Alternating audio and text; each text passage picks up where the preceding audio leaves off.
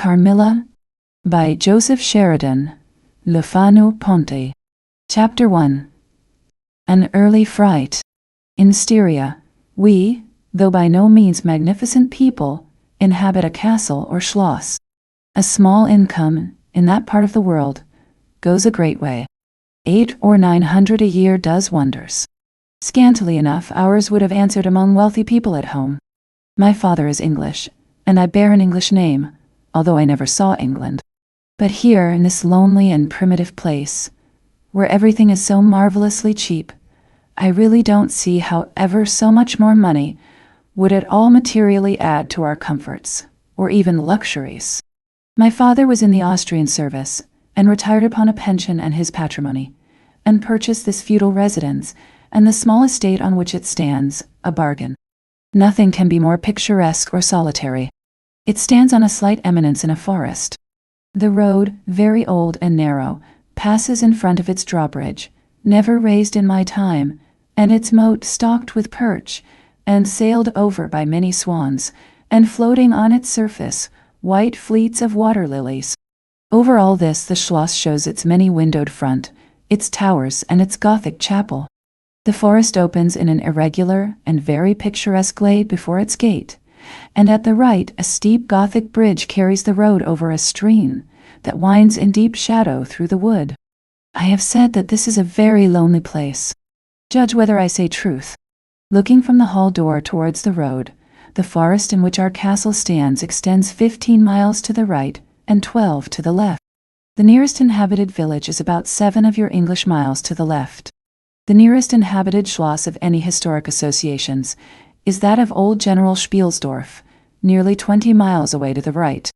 I have said the nearest inhabited village, because there is only 3 miles westward, that is to say, in the direction of General Spielsdorf's schloss, a ruined village, with its quaint little church, now roofless, in the aisle of which are the mouldering tombs of the proud family of Karnstein, now extinct, who once owned the equally desolate chateau which, in the thick of the forest, overlooks the silent ruins of the town. Respecting the cause of the desertion of this striking and melancholy spot, there is a legend which I shall relate to you another time. I must tell you now how very small is the party who constitute the inhabitants of our castle. I don't include servants, or those dependents who occupy rooms in the buildings attached to the schloss. Listen and wonder. My father, who is the kindest man on earth, but growing old, and I, at the date of my story, only 19. 8 years have passed since then. I and my father constituted the family at the schloss. My mother, a Styrian lady, died in my infancy, but I had a good-natured governess who had been with me from, I might almost say, my infancy. I could not remember the time when her fat, benignant face was not a familiar picture in my memory. This was Madame Paradon, a native of Bern, whose care and good nature now in part supplied to me the loss of my mother, whom I do not even remember, so early I lost her. She made a third at our little dinner party. There was a fourth, Mademoiselle de la Fontaine, a lady such as you term, I believe, a finishing governess. She spoke French and German, Madame Paradon French, and broken English, to which my father and I added English, which, partly to prevent its becoming a lost language among us, and partly from patriotic motives, we spoke every day. The consequence was a Babel, at which strangers used to laugh, and which I shall make no attempt to reproduce in this narrative. And there were 2 or 3 young lady friends besides, pretty nearly of my own age, who were occasional visitors, for longer or shorter terms, and these visits I sometimes returned. These were our regular social resources, but of course there were chance visits from neighbors of only 5 or 6 leagues distance. My life was, notwithstanding, rather a solitary one, I can assure you.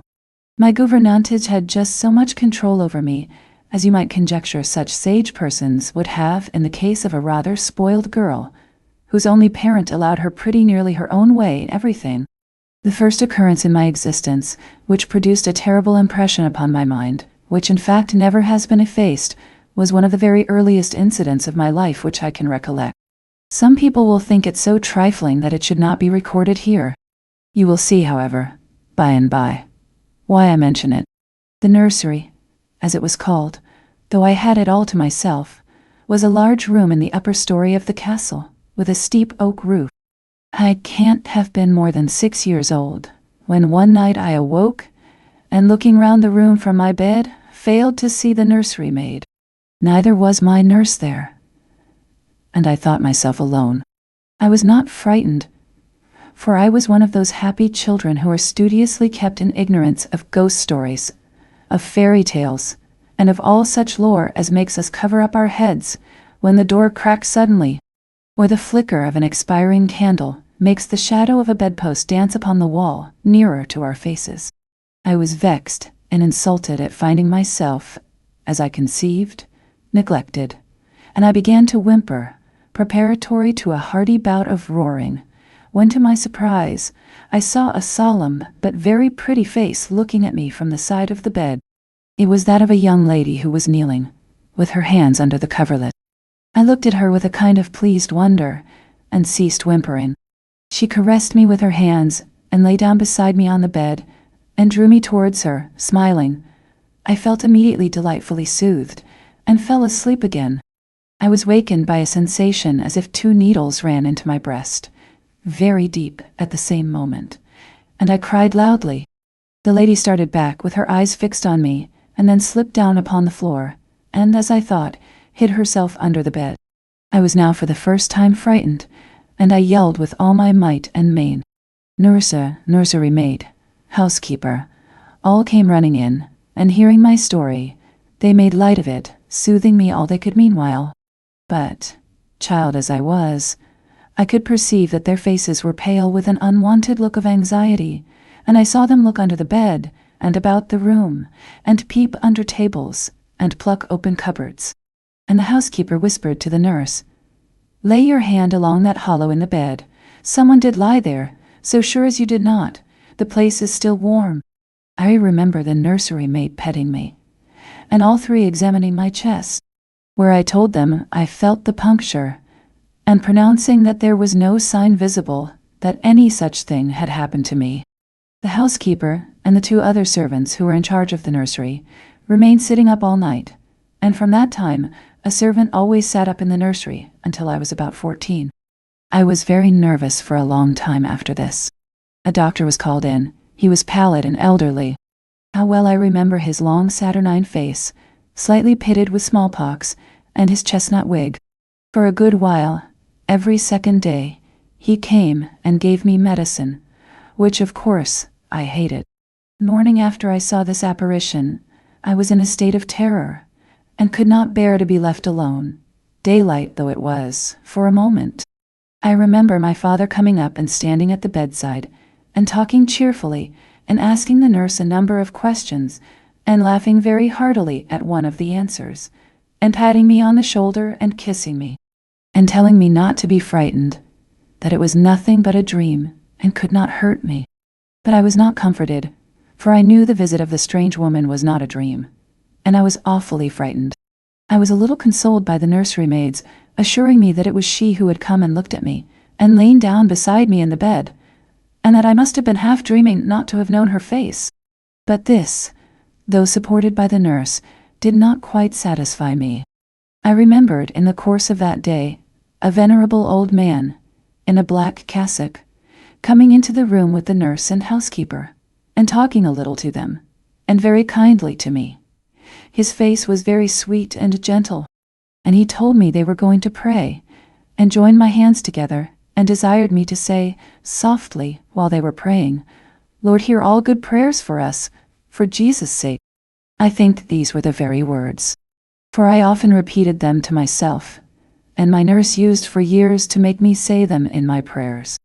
I remembered so well the thoughtful sweet face of that white-haired old man, in his black cassock, as he stood in that rude, lofty brown room, with the clumsy furniture of a fashion 300 years old about him, and the scanty light entering its shadowy atmosphere through the small lattice.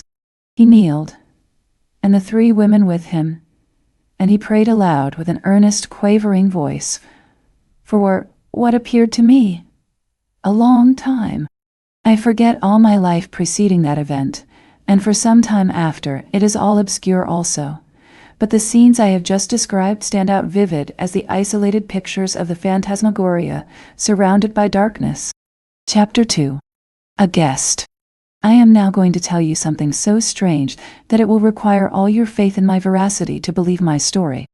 It is not only true, nevertheless, but truth of which I have been an eyewitness. It was a sweet summer evening, and my father asked me, as he sometimes did, to take a little ramble with him along that beautiful forest vista, which I have mentioned as lying in front of the Schloss. General Spielsdorf cannot come to us so soon as I had hoped, said my father, as we pursued our walk. He was to have paid us a visit of some weeks, and we had expected his arrival next day.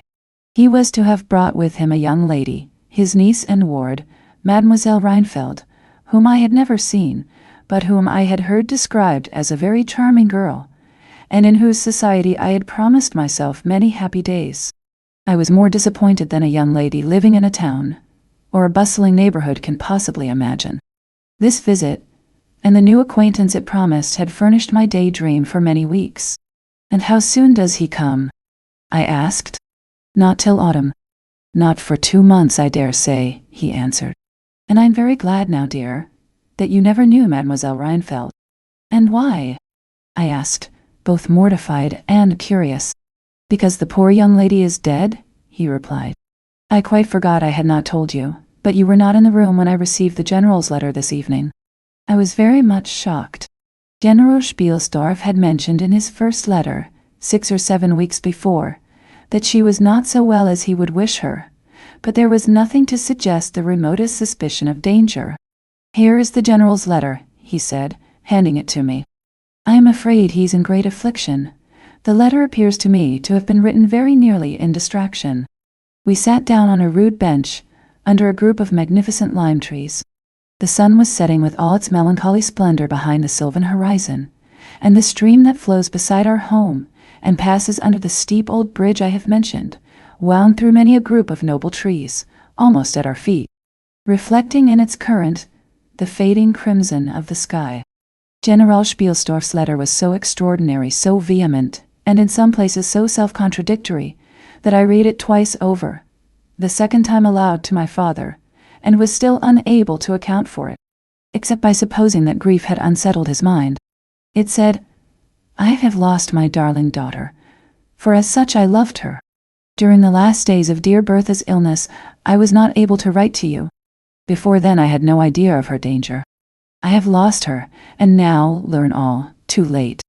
She died in the peace of innocence, and in the glorious hope of a blessed futurity. The fiend who betrayed our infatuated hospitality has done it all. I thought I was receiving into my house innocence, gaiety, a charming companion for my lost Bertha. Heavens! What a fool have I been! I thank God my child died without a suspicion of the cause of her sufferings. She is gone without so much as conjecturing the nature of her illness, and the accursed passion of the agent of all this misery. I devote my remaining days to tracking and extinguishing a monster. I am told I may hope to accomplish my righteous and merciful purpose. At present, there is scarcely a gleam of light to guide me. I curse my conceited incredulity, my despicable affectation of superiority, my blindness, my obstinacy. All too late. I cannot write or talk collectedly now. I am distracted. So soon as I shall have a little recovered, I mean to devote myself for a time to inquiry, which may possibly lead me as far as Vienna. Sometime in the autumn, 2 months hence, or earlier if I live, I will see you. That is, if you permit me. I will then tell you all that I scarce dare put upon paper now. Farewell, Ton. Pray for me, dear friend. Nan. Alcasendan. Alfie? In these terms ended this strange letter. Though I had never seen Bertha Rheinfeldt, my eyes filled with tears at the sudden intelligence. I was startled, as well as profoundly disappointed. The sun had now set, and it was twilight by the time I had returned the General's letter to my father. It was a soft, clear evening, and we loitered, speculating upon the possible meanings of the violent and incoherent sentences which I had just been reading. We had nearly a mile to walk before reaching the road that passes the Schloss in front, and by that time the moon was shining brilliantly. At the drawbridge, we met Madame Perrodon and Mademoiselle de La Fontaine, who had come out without their bonnets to enjoy the exquisite moonlight. We heard their voices gabbling in animated dialogue as we approached. We joined them at the drawbridge, and turned about to admire with them the beautiful scene. The glade through which we had just walked lay before us. At our left, the narrow road wound away under clumps of lordly trees, and was lost to sight amid the thickening forest. At the right, the same road crosses the steep and picturesque bridge, near which stands a ruined tower, which once guarded that pass, and beyond the bridge an abrupt eminence rises, covered with trees, and showing in the shadows some grey, ivy-clustered rocks. Over the sward and low grounds a thin film of mist was stealing like smoke, marking the distances with a transparent veil, and here and there we could see the river faintly flashing in the moonlight. No softer, sweeter scene could be imagined. The news I had just heard made it melancholy, but nothing could disturb its character of profound serenity, and the enchanted glory and vagueness of the prospect. My father, who enjoyed the picturesque, and I stood looking in silence over the expanse beneath us. The two good governesses, standing a little way behind us, discoursed upon the scene, and were eloquent upon the moon. Madame Perrodon was fat, middle-aged, and romantic, and talked and sighed poetically. Mademoiselle de La Fontaine, in right of her father, who was a German, assumed to be psychological, metaphysical, and something of a mystic, now declared that when the moon shone with a light so intense, it was well known that it indicated a special spiritual activity. The effect of the full moon in such a state of brilliancy was manifold. It acted on dreams. It acted on lunacy. It acted on nervous people. It had marvelous physical influences connected with life. Mademoiselle related that her cousin, who was mate of a merchant ship, having taken a nap on deck on such a night, lying on his back, with his face full in the light on the moon, had wakened, after a dream of an old woman clawing him by the cheek, with his features horribly drawn to one side, and his countenance had never quite recovered its equilibrium. "The moon this night," she said, "is full of idyllic and magnetic influence. And see, when you look behind you at the front of the Schloss, how all its windows flash and twinkle with that silvery splendor, as if unseen hands had lighted up the rooms to receive fairy guests. There are indolent styles of the spirits in which, indisposed to talk ourselves, the talk of others is pleasant to our listless ears." And I gazed on, pleased with the tinkle of the ladies' conversation. "I have got into one of my moping moods tonight," said my father, after a silence, and quoting Shakespeare, whom, by way of keeping up our English, he used to read aloud, he said, "In truth, I know not why I am so sad. It wearies me. You say it wearies you, but how I got it, came by it. I forget the rest, but I feel as if some great misfortune were hanging over us. I suppose the poor General's afflicted letter has had something to do with it." At this moment, the unwonted sound of carriage wheels and many hoofs upon the road arrested our attention. They seemed to be approaching from the high ground overlooking the bridge, and very soon the equipage emerged from that point. 2 horsemen first crossed the bridge, then came a carriage drawn by 4 horses, and 2 men rode behind. It seemed to be the traveling carriage of a person of rank, and we were all immediately absorbed in watching that very unusual spectacle. It became, in a few moments, greatly more interesting, for just as the carriage had passed the summit of the steep bridge, one of the leaders, taking fright, communicated panic to the rest, and after a plunge or two, the whole team broke into a wild gallop together, and dashing between the horsemen who rode in front, came thundering along the road towards us with the speed of a hurricane. The excitement of the scene was made more painful by the clear, long-drawn screams of a female voice from the carriage window. We all advanced in curiosity and horror, me rather in silence, the rest with various ejaculations of terror. Our suspense did not last long.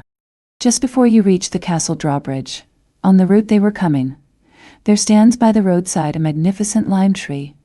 On the other stands an ancient stone cross, at sight of which the horses, now going at a pace that was perfectly frightful, swerved so as to bring the wheel over the projecting roots of the tree. I knew what was coming. covered my eyes, unable to see it out, and turned my head away. At the same moment I heard a cry from my lady friends, who had gone on a little. Curiosity opened my eyes, and I saw a scene of utter confusion. 2 of the horses were on the ground. The carriage lay upon its side with 2 wheels in the air.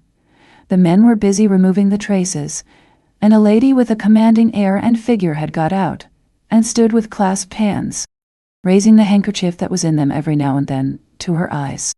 Through the carriage door was now lifted a young lady, who appeared to be lifeless. My dear old father was already beside the elder lady, with his hat in his hand, evidently tendering his aid and the resources of his Schloss. The lady did not appear to hear him, or to have eyes for anything but the slender girl who was being placed against the slope of the bank. I approached. The young lady was apparently stunned, but she was certainly not dead. My father, who piqued himself on being something of a physician, had just had his fingers on her wrist, and assured the lady, who declared herself her mother, that her pulse, though faint and irregular, was undoubtedly still distinguishable. The lady clasped her hands and looked upward, as if in a momentary transport of gratitude, but immediately she broke out again in that theatrical way which is, I believe, natural to some people. She was what is called a fine-looking woman for her time of life, and must have been handsome. She was tall but not thin, and dressed in black velvet, and looked rather pale, but with a proud and commanding countenance, though now agitated strangely. Who was ever being so born to calamity? I heard her say with clasped hands as I came up. Here am I, on a journey of life and death, in prosecuting which to lose an hour is possibly to lose all. My child will not have recovered sufficiently to resume her route, for who can say how long? I must leave her. I cannot, dare not, delay. How far on, sir? Can you tell? Is the nearest village? I must leave her there, and shall not see my darling, or even hear of her, till my return, 3 months hence. Nisi. I plucked my father by the coat, and whispered earnestly in his ear. Oh, Papa, pray ask her to let her stay with us. It would be so delightful. Do, pray. Asi. Antilin. If Madame will entrust her child to the care of my daughter, and of her good gouvernante, Madame Perrodon, and permit her to remain as our guest, under my charge, until her return, it will confer a distinction and an obligation upon us, and we shall treat her with all the care and devotion which so sacred a trust deserves. I cannot do that, sir. It would be to task your kindness and chivalry too cruelly, said the lady distractedly. It would, on the contrary, be to confer on us a very great kindness at the moment when we most need it. My daughter has just been disappointed by a cruel misfortune, in a visit from which she had long anticipated a great deal of happiness. If you confide this young lady to our care, it will be her best consolation. The nearest village on your route is distant, and affords no such inn as you could think of placing your daughter at. You cannot allow her to continue her journey for any considerable distance without danger.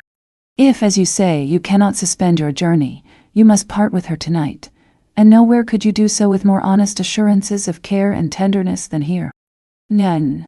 There was something in this lady's air and appearance so distinguished, and even imposing, and in her manner so engaging, as to impress one, quite apart from the dignity of her equipage, with a conviction that she was a person of consequence.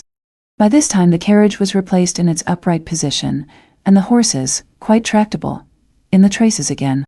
The lady threw on her daughter a glance which I fancied was not quite so affectionate as one might have anticipated from the beginning of the scene. Then she beckoned slightly to my father, and withdrew 2 or 3 steps with him out of hearing, and talked to him with a fixed and stern countenance, not at all like that with which she had hitherto spoken.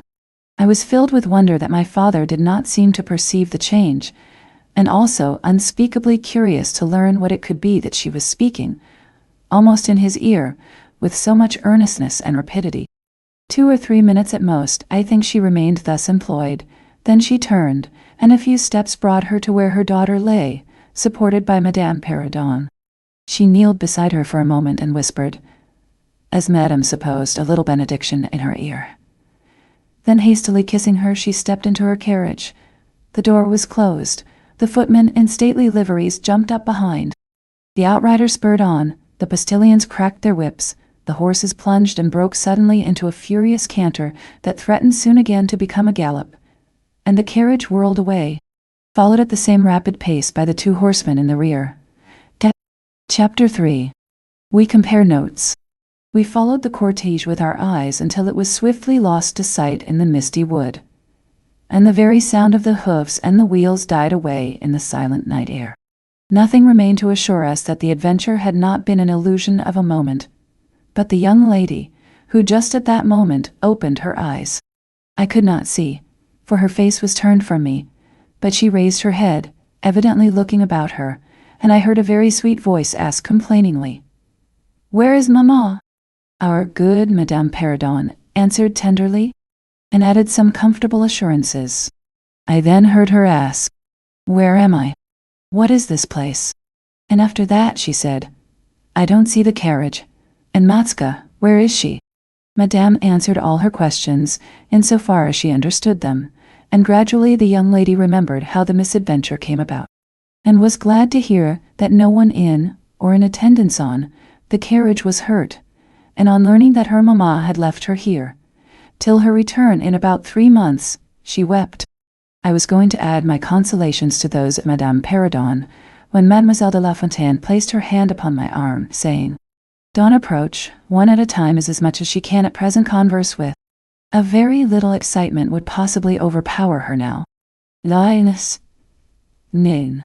As soon as she is comfortably in bed," I thought, "I will run up to her room and see her." My father in the meantime had sent a servant on horseback for the physician, who lived about 2 leagues away, and a bedroom was being prepared for the young lady's reception. The stranger now rose, and leaning on Madame's arm, walked slowly over the drawbridge and into the castle gate. In the hall, servants waited to receive her, and she was conducted forthwith to her room. The room we usually sat in as our drawing-room is long, having 4 windows that looked over the moat and drawbridge, upon the forest scene I have just described. It is furnished in old carved oak, with large carved cabinets, and the chairs are cushioned with crimson Utrecht velvet. The walls are covered with tapestry, and surrounded with great gold frames, the figures being as large as life, in ancient and very curious costume, and the subjects represented are hunting, hawking, and generally festive.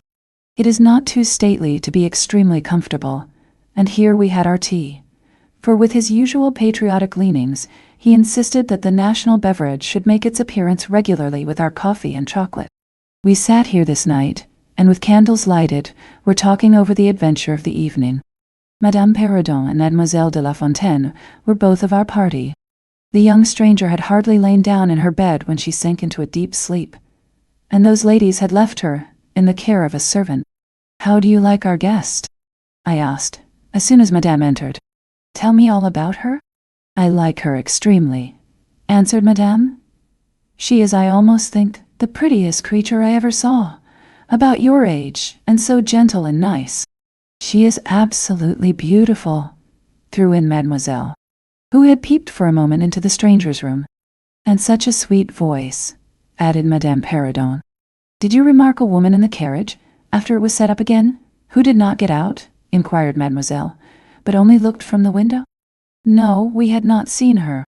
Then she described a hideous black woman, with a sort of colored turban on her head, and who was gazing all the time from the carriage window, nodding and grinning derisively towards the ladies, with gleaming eyes and large white eyeballs, and her teeth set as if in fury.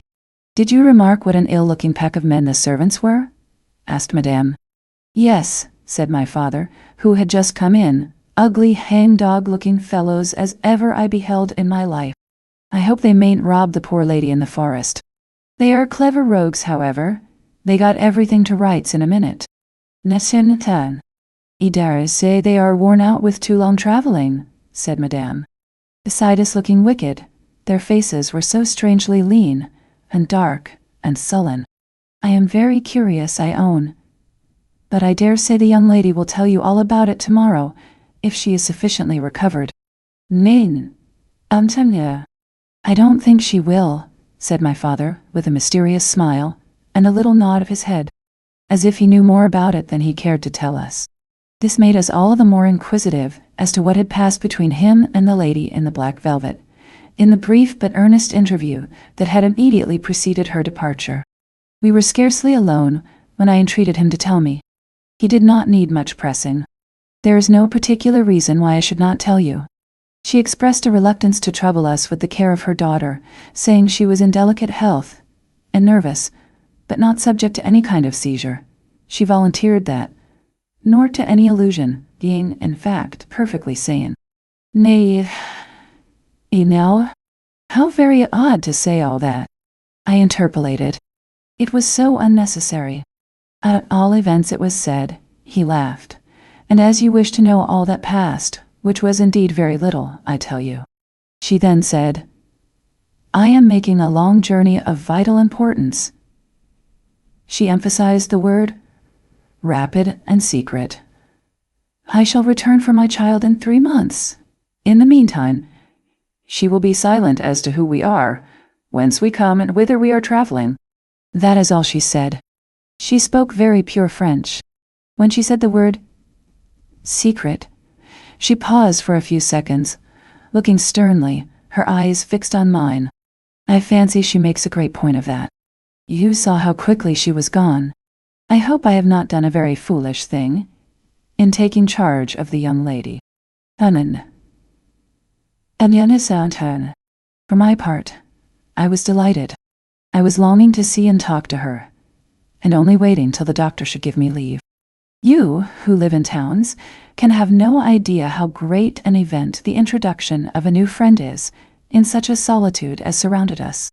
The doctor did not arrive till nearly 1 o'clock, but I could no more have gone to my bed and slept than I could have overtaken on foot the carriage in which the princess in black velvet had driven away. When the physician came down to the drawing-room, it was to report very favorably upon his patient. She was now sitting up, her pulse quite regular, apparently perfectly well. She had sustained no injury, and the little shock to her nerves had passed away quite harmlessly. There could be no harm certainly in my seeing her if we both wished it, and with this permission I sent, forthwith, to know whether she would allow me to visit her for a few minutes in her room. The servant returned immediately to say that she desired nothing more. You may be sure I was not long in availing myself of this permission. Our visitor lay in one of the handsomest rooms in the Schloss. It was, perhaps, a little stately. There was a somber piece of tapestry opposite the foot of the bed, representing Cleopatra with the ass to her bosom, and other solemn classic scenes were displayed, a little faded, upon the other walls. But there was gold carving, and rich and varied color enough in the other decorations of the room, to more than redeem the gloom of the old tapestry. There were candles at the bedside. She was sitting up, her slender pretty figure enveloped in the soft silk dressing gown, embroidered with flowers, and lined with thick quilted silk, which her mother had thrown over her feet as she lay upon the ground. What was it that, as I reached the bedside and had just begun my little greeting, struck me dumb in a moment, and made me recoil a step or two from before her? I will tell you. I saw the very face which had visited me in my childhood at night, which remained so fixed in my memory, and on which I had for so many years so often ruminated with horror, when no one suspected of what I was thinking. It was pretty, even beautiful, and when I first beheld it, wore the same melancholy expression. But this almost instantly lighted into a strange fixed smile of recognition. There was a silence of fully a minute, and then at length she spoke. I could not. How wonderful, she exclaimed. 12 years ago, I saw your face in a dream, and it has haunted me ever since. Wonderful indeed, I repeated, overcoming with an effort the horror that had for a time suspended my utterances.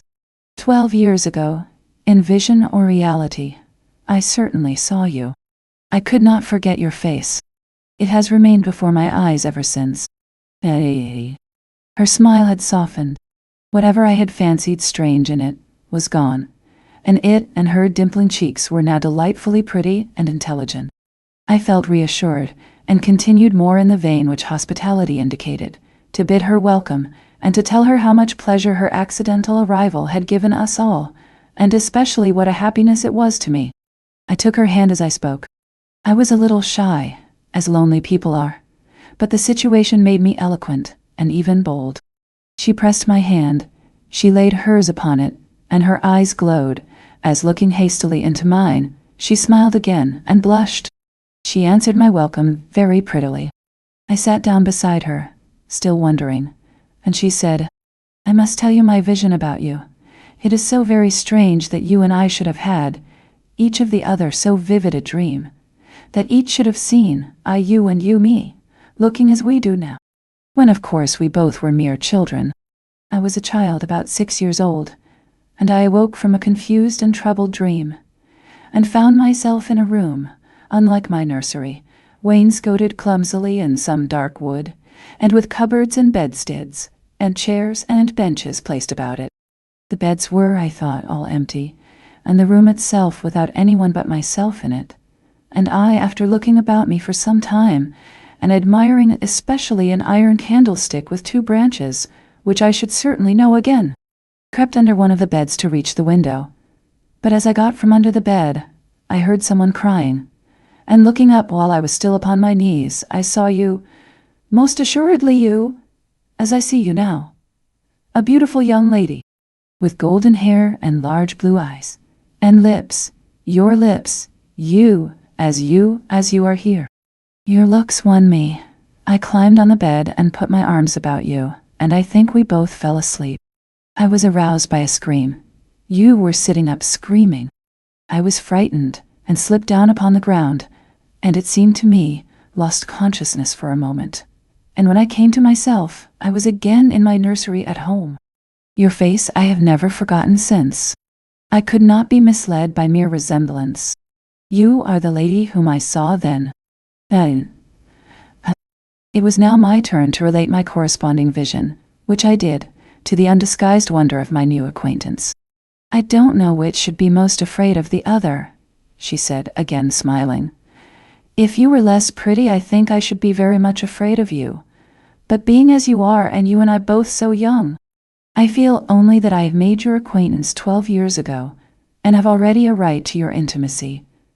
At all events, it does seem as if we were destined, from our earliest childhood, to be friends.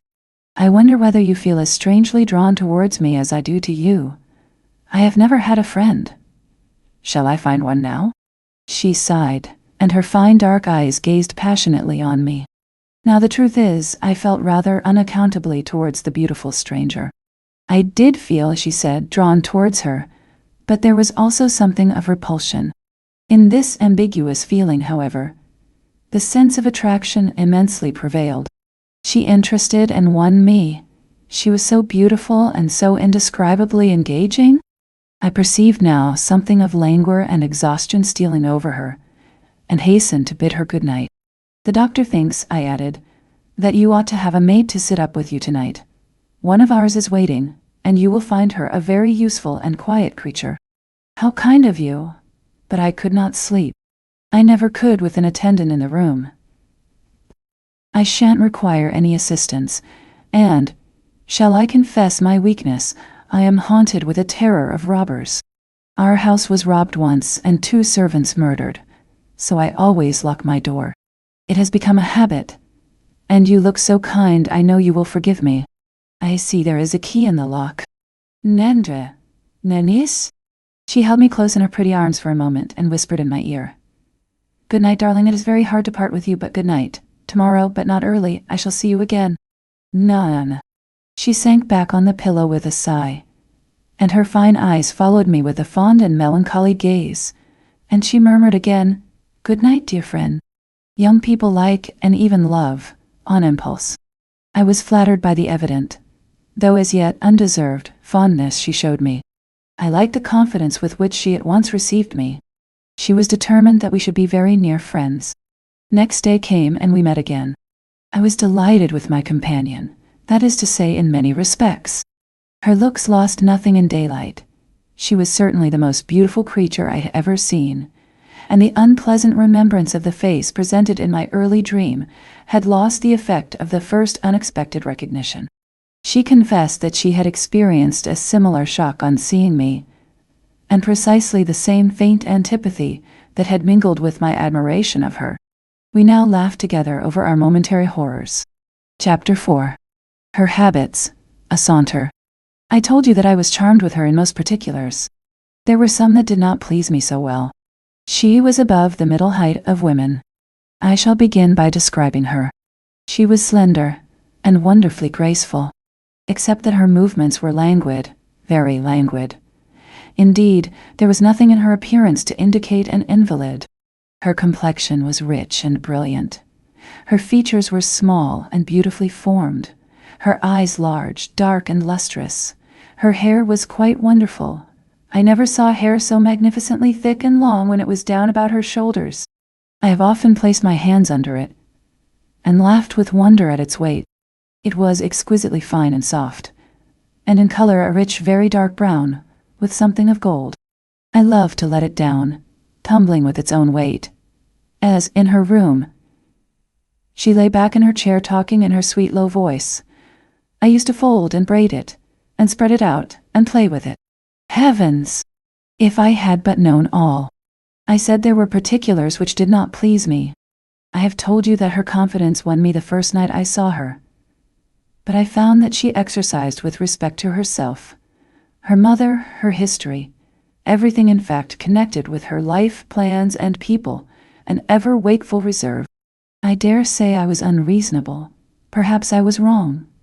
I dare say I ought to have respected the solemn injunction laid upon my father by the stately lady in black velvet.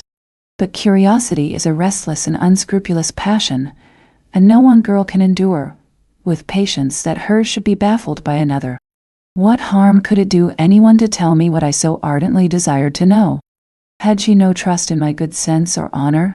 Why would she not believe me when I assured her so solemnly that I would not divulge one syllable of what she told me to any mortal breathing? There was a coldness, it seemed to me, beyond her years, in her smiling, melancholy, persistent refusal to afford me the least ray of light. I cannot say we quarreled upon this point, for she would not quarrel upon any.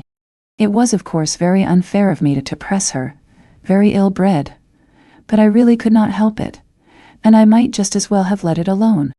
What she did tell me amounted, in my unconscionable estimation, to nothing. It was all summed up in 3 very vague disclosures. First, her name was Carmilla. Second, her family was very ancient and noble. Third, her home lay in the direction of the west. She would not tell me the name of her family, nor their armorial bearings, nor the name of their estate, nor even that of the country they lived in. You are not to suppose that I worried her incessantly on these subjects.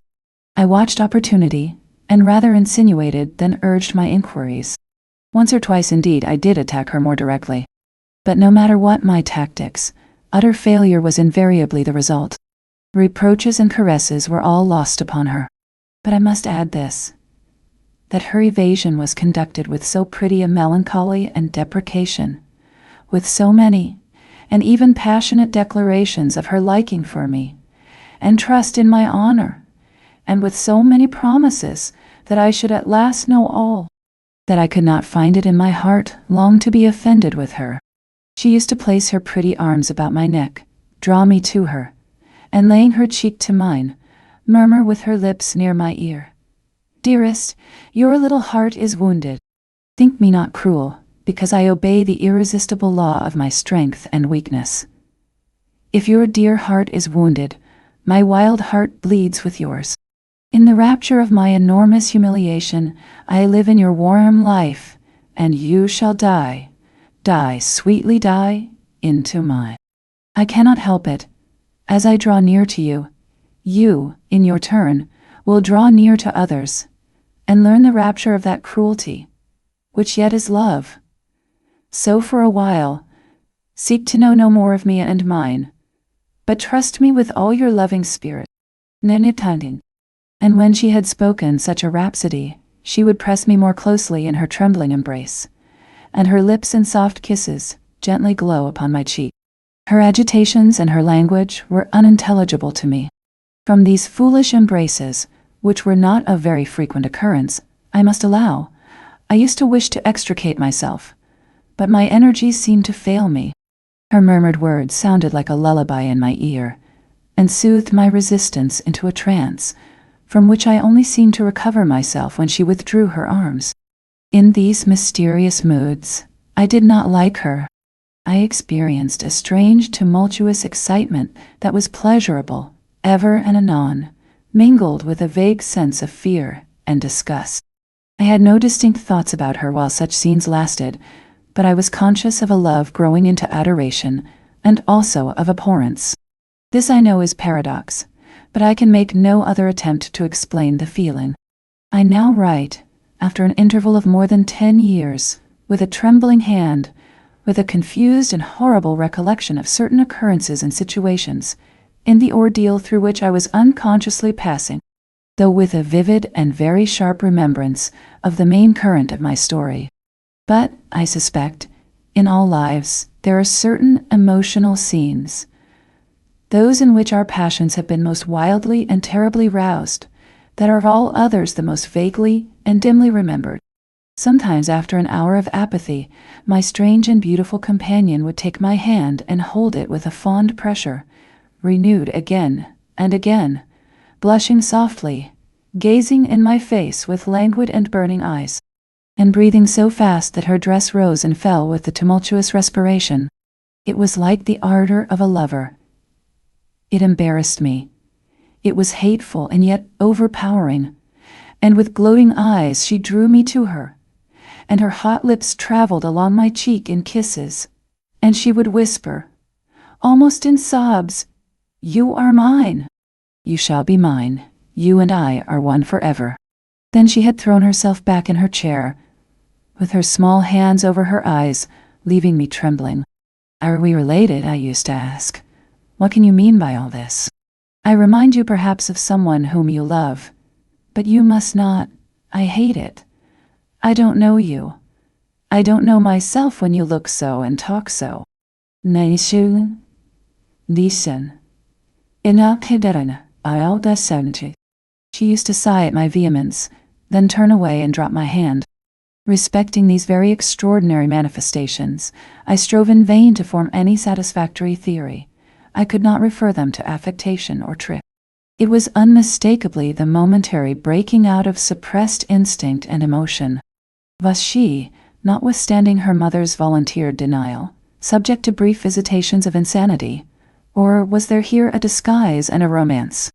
I had read in old storybooks of such things. What if a boyish lover had found his way into the house, and sought to prosecute his suit in masquerade, with the assistance of a clever old adventuress? But there were many things against this hypothesis, highly interesting as it was to my vanity. I could boast of no little attentions such as masculine gallantry delights to offer. Between these passionate moments, there were long intervals of commonplace, of gaiety, of brooding melancholy, during which, except that I detected her eyes so full of melancholy fire, following me, at times I might have been as nothing to her.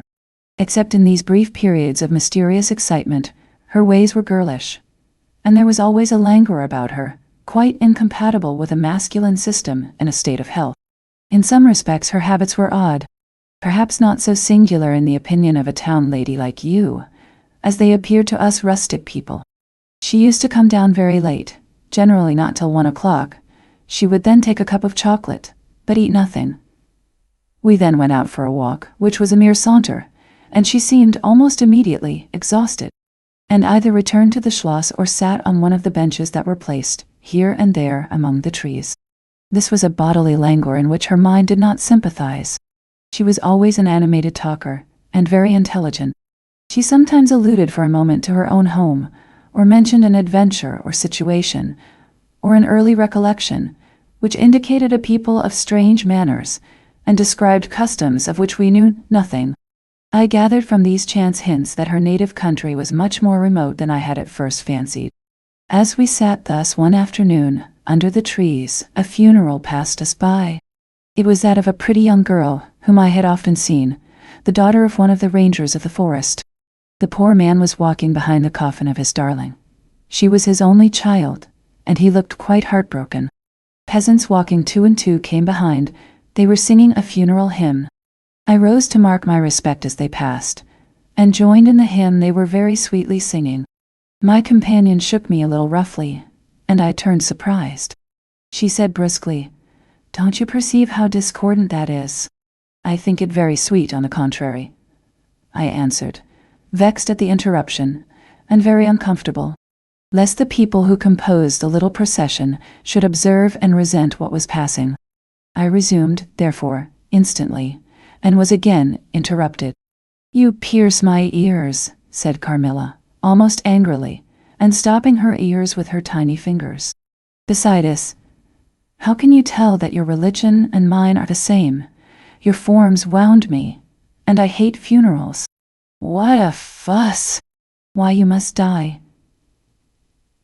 Everyone must die, and all are happier when they do. Come home." "Yen. Antiente. Anon. My father has gone on with the clergyman to the churchyard." "I thought you knew she was to be buried today." "Nonon. She?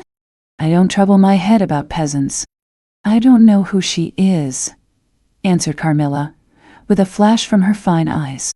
"She is the poor girl who fancied she saw a ghost a fortnight ago, and has been dying ever since, till yesterday, when she expired.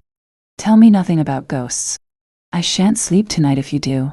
"Nane. On. I hope there is no plague or fever coming."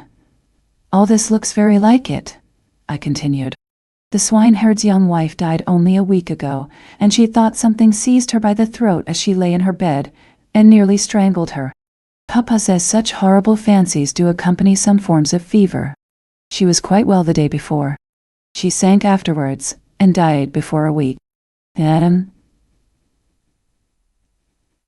"Well, her funeral is over, I hope, and her hymn sung, and our ears shan't be tortured with that discord and jargon. It has made me nervous. Sit down here, beside me. Sit close. Hold my hand. Press it harder. Nine. We had moved a little back, and had come to another seat. She sat down. Her face underwent a change that alarmed and even terrified me for a moment. It darkened, and became horribly livid. Her teeth and hands were clenched, and she frowned and compressed her lips while she stared down upon the ground at her feet, and trembled all over with a continued shudder as irrepressible as ague. All her energies seemed strained to suppress a fit, with which she was then breathlessly tugging, and at length a low convulsive cry of suffering broke from her, and gradually the hysteria subsided. "There! That comes of strangling people with hymns," she said at last. Hold me still. It is passing away." And so gradually it did, and perhaps to dissipate the somber impression which the spectacle had left upon me, she became unusually animated and chatty. And so we got home. This was the first time I had seen her exhibit any definable symptoms of that delicacy of health which her mother had spoken of. It was the first time, also, I had seen her exhibit anything like temper. Both passed away like a summer cloud, and never but once afterwards did I witness on her part a momentary sign of anger. I will tell you how it happened. She and I were looking out of one of the long drawing-room windows, when there entered the courtyard, over the drawbridge, a figure of a wanderer whom I knew very well. He used to visit the Schloss generally twice a year. It was the figure of a hunchback, with the sharp lean features that generally accompany deformity. He wore a pointed black beard, and he was smiling from ear to ear, showing his white fangs. He was dressed in buff, black, and scarlet, and crossed with more straps and belts than I could count, from which hung all manner of things. Behind he carried a magic lantern, and 2 boxes, which I well knew, in one of which was a salamander, and in the other a mandrake. These monsters used to make my father laugh. They were compounded of parts of monkeys, parrots, squirrels, fish, and hedgehogs, dried and stitched together with great neatness and startling effect. He had a fiddle, a box of conjuring apparatus, a pair of foils and masks attached to his belt, several other mysterious cases dangling about him, and a black staff with copper ferrules in his hand. His companion was a rough spare dog that followed at his heels, but stopped short, suspiciously, at the drawbridge, and in a little while began to howl dismally. In the meantime, the mountebank, standing in the midst of the courtyard, raised his grotesque hat, and made us a very ceremonious bow, paying his compliments very volubly in execrable French, and German not much better. Then, disengaging his fiddle, he began to scrape a lively air to which he sang with a merry discord, dancing with ludicrous airs and activity that made me laugh, in spite of the dogs howling. Then he advanced to the window, with many smiles and salutations, and his hat in his left hand, his fiddle under his arm, and with a fluency that never took breath, he gabbled a long advertisement of all his accomplishments, and the resources of the various arts which he placed at our service, and the curiosities and entertainments which it was in his power, at our bidding, to display. "Will your ladyships be pleased to buy an amulet against the upire, which is going like the wolf, I hear, through these woods," he said, dropping his hat on the pavement. "They are dying of it right and left, and here is a charm that never fails.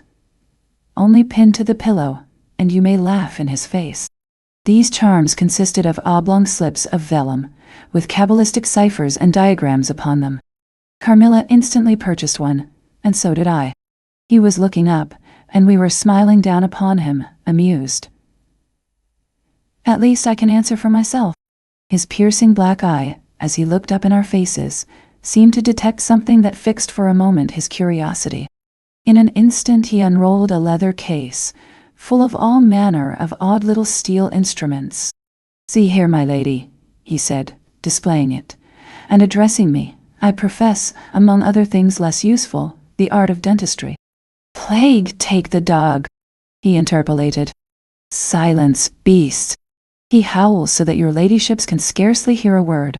Your noble friend, the young lady at your right, has the sharpest tooth, long, thin, pointed, like an awl, like a needle. Ha, ha! With my sharp and long sight, as I look up, I have seen it distinctly. Now if it happens to hurt the young lady, and I think it must, here am I, here are my file, my punch, my nippers. I will make it round and blunt, if her ladyship pleases. No longer the tooth of a fish, but of a beautiful young lady as she is. Hey? Is the young lady displeased? Have I been too bold? Have I offended her? Netty thuns. The young lady, indeed, looked very angry as she drew back from the window. How dares that mountebank insult us so? Where is your father? I shall demand redress from him.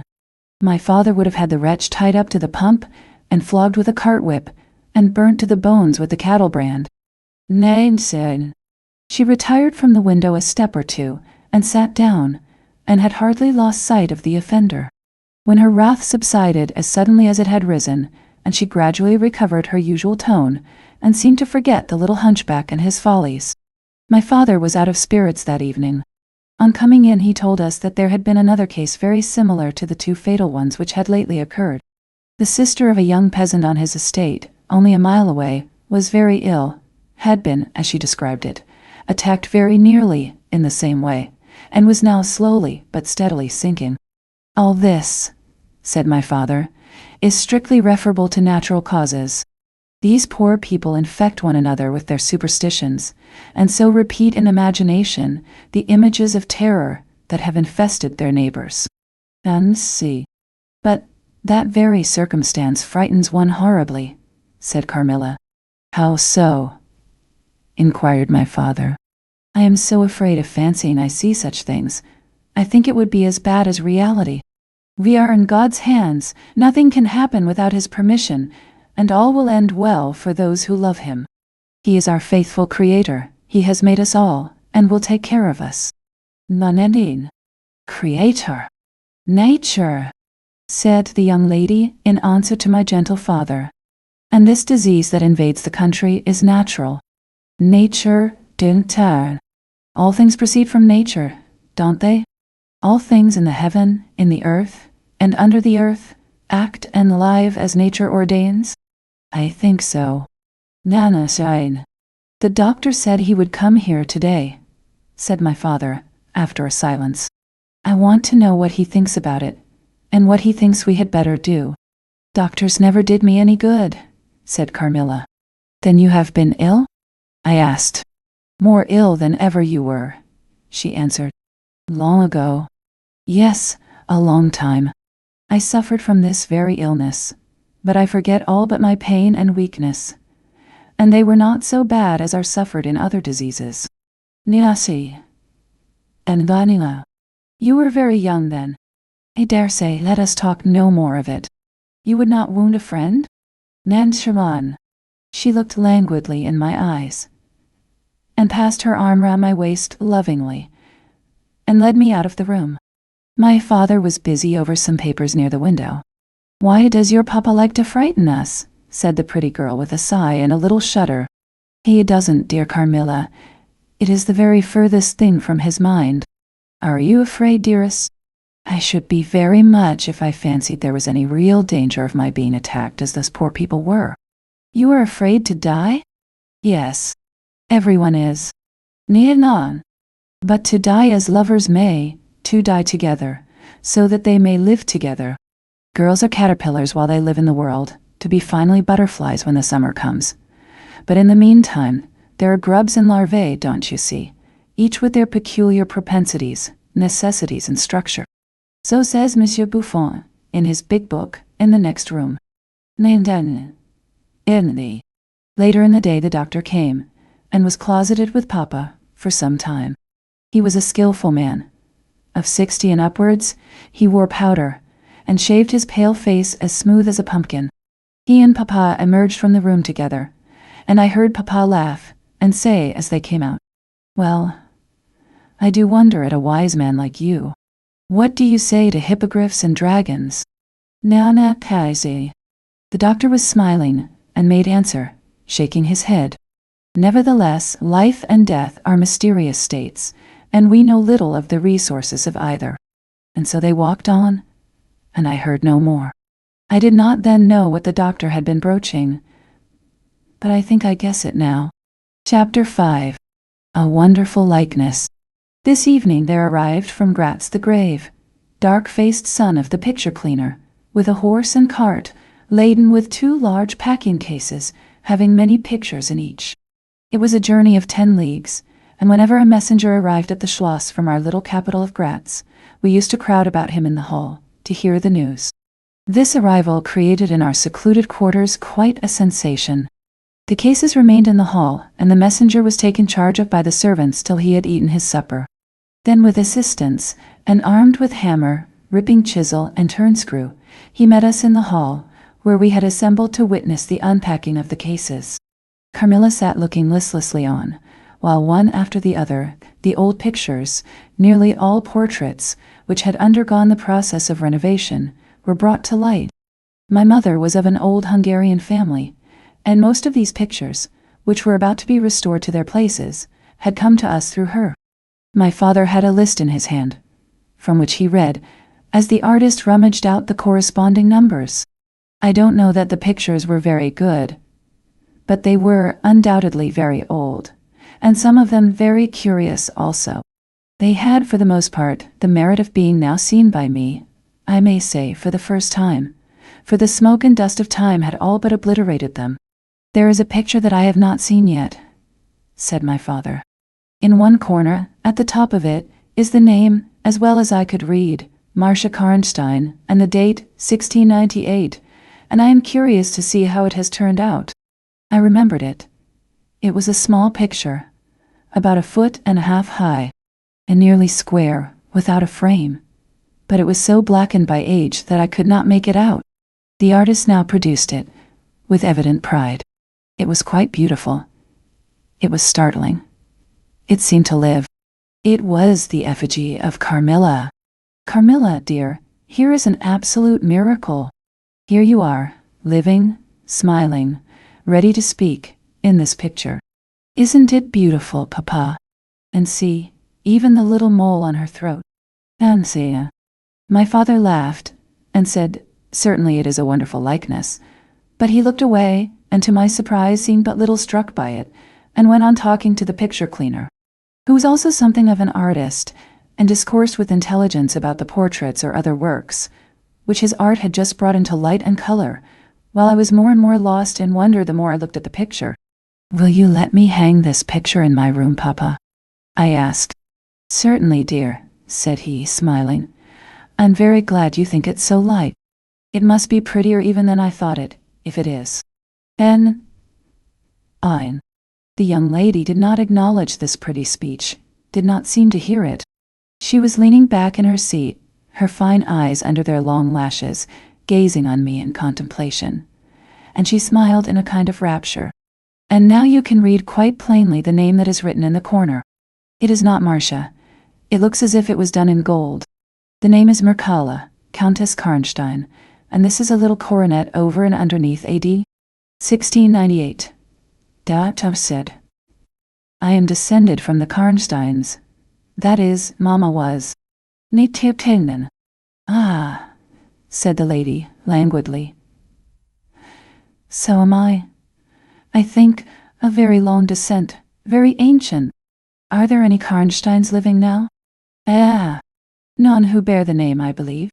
The family were ruined, I believe, in some civil wars, long ago, but the ruins of the castle are only about 3 miles away. Nantisauen. Basistent. How interesting, she said languidly. But see what beautiful moonlight. She glanced through the hall door, which stood a little open. Suppose you take a little ramble round the court and look down at the road and river. It is so like the night you came to us, I said. She sighed, smiling. She rose, and each with her arm about the other's waist, we walked out upon the pavement, in silence. Slowly we walked down to the drawbridge, where the beautiful landscape opened before us. And so, you were thinking of the night I came here? She almost whispered. Are you glad I came? Delighted, dear Carmilla, I answered. And you asked for the picture you think like me to hang in your room, she murmured with a sigh, as she drew her arm closer about my waist, and let her pretty head sink upon my shoulder. How romantic you are, Carmilla, I said. Whenever you tell me your story, it will be made up chiefly of someone great romance. She kissed me silently. I am sure, Carmilla, you have been in love. That there is, at this moment, an affair of the heart going on. I have been in love with no one, and never shall, she whispered, unless it should be with you. Nedandai. Anantliadamon. How beautiful she looked in the moonlight. Shy and strange was the look with which she quickly hid her face in my neck and hair, with tumultuous sighs that seemed almost to sob, and pressed in mine a hand that trembled. Her soft cheek was glowing against mine. Darling, darling, she murmured, I live in you, and you would die for me. I love you so. I started from her. She was gazing on me with eyes from which all fire, all meaning had flown, and a face colorless and apathetic. Is there a chill in the air, dear? She said drowsily. I almost shiver. Have I been dreaming? Let us come in. Come in. Nanai. You look ill, Carmilla. A little faint. You certainly must take some wine, I said. Yes, I will. I'm better now. I shall be quite well in a few minutes. Yes, do give me a little wine, answered Carmilla, as we approached the door. Let us look again for a moment. It is the last time, perhaps, I shall see the moonlight with you. How do you feel now, dear Carmilla? Are you really better? I asked. I was beginning to take alarm, lest she should have been stricken with this strange epidemic that they said had invaded the country about us. Papa would be grieved beyond measure, I added, if he thought you were ever so little ill without immediately letting us know. We have a very skillful doctor near us, the physician who was with Papa today. Nice sign. I'm sure he is. I know how kind you all are. But, dear child, I am quite well again. There is nothing ever wrong with me, but a little weakness. People say I am languid. I am incapable of exertion. I can scarcely walk as far as a child of 3 years old, and every now and then the little strength I have falters, and I become as you have just seen me. But after all, I am very easily set up again. In a moment I am perfectly myself. See how I have recovered. Nianasean. So indeed she had, and she and I talked a great deal, and very animated she was, and the remainder of that evening passed without any recurrence of what I called her infatuations. I mean her crazy talk and looks, which embarrassed and even frightened me. But there occurred that night an event which gave my thoughts quite a new turn, and seemed to startle even Carmilla's languid nature into momentary energy. Chapter 6. A very strange agony. When we got into the drawing room and had sat down to our coffee and chocolate, although Carmilla did not take any, she seemed quite herself again, and Madame and Mademoiselle de la Fontaine joined us and made a little card party, in the course of which Papa came in for what he called his dish of tea. When the game was over, he sat down beside Carmilla on the sofa and asked her, a little anxiously, whether she had heard from her mother since her arrival. She answered, no. He then asked whether she knew where a letter would reach her at present. I cannot tell, she answered ambiguously, but I have been thinking of leaving you. You have been already too hospitable and too kind to me. I have given you an infinity of trouble, and I should wish to take a carriage tomorrow and post in pursuit of her. I know where I shall ultimately find her, although I dare not yet tell you. Nécitian. But you must not dream of any such thing, exclaimed my father, to my great relief. We can't afford to lose you so, and I won't consent to your leaving us, except under the care of your mother, who was so good as to consent to your remaining with us till she should herself return. I should be quite happy if I knew that you heard from her.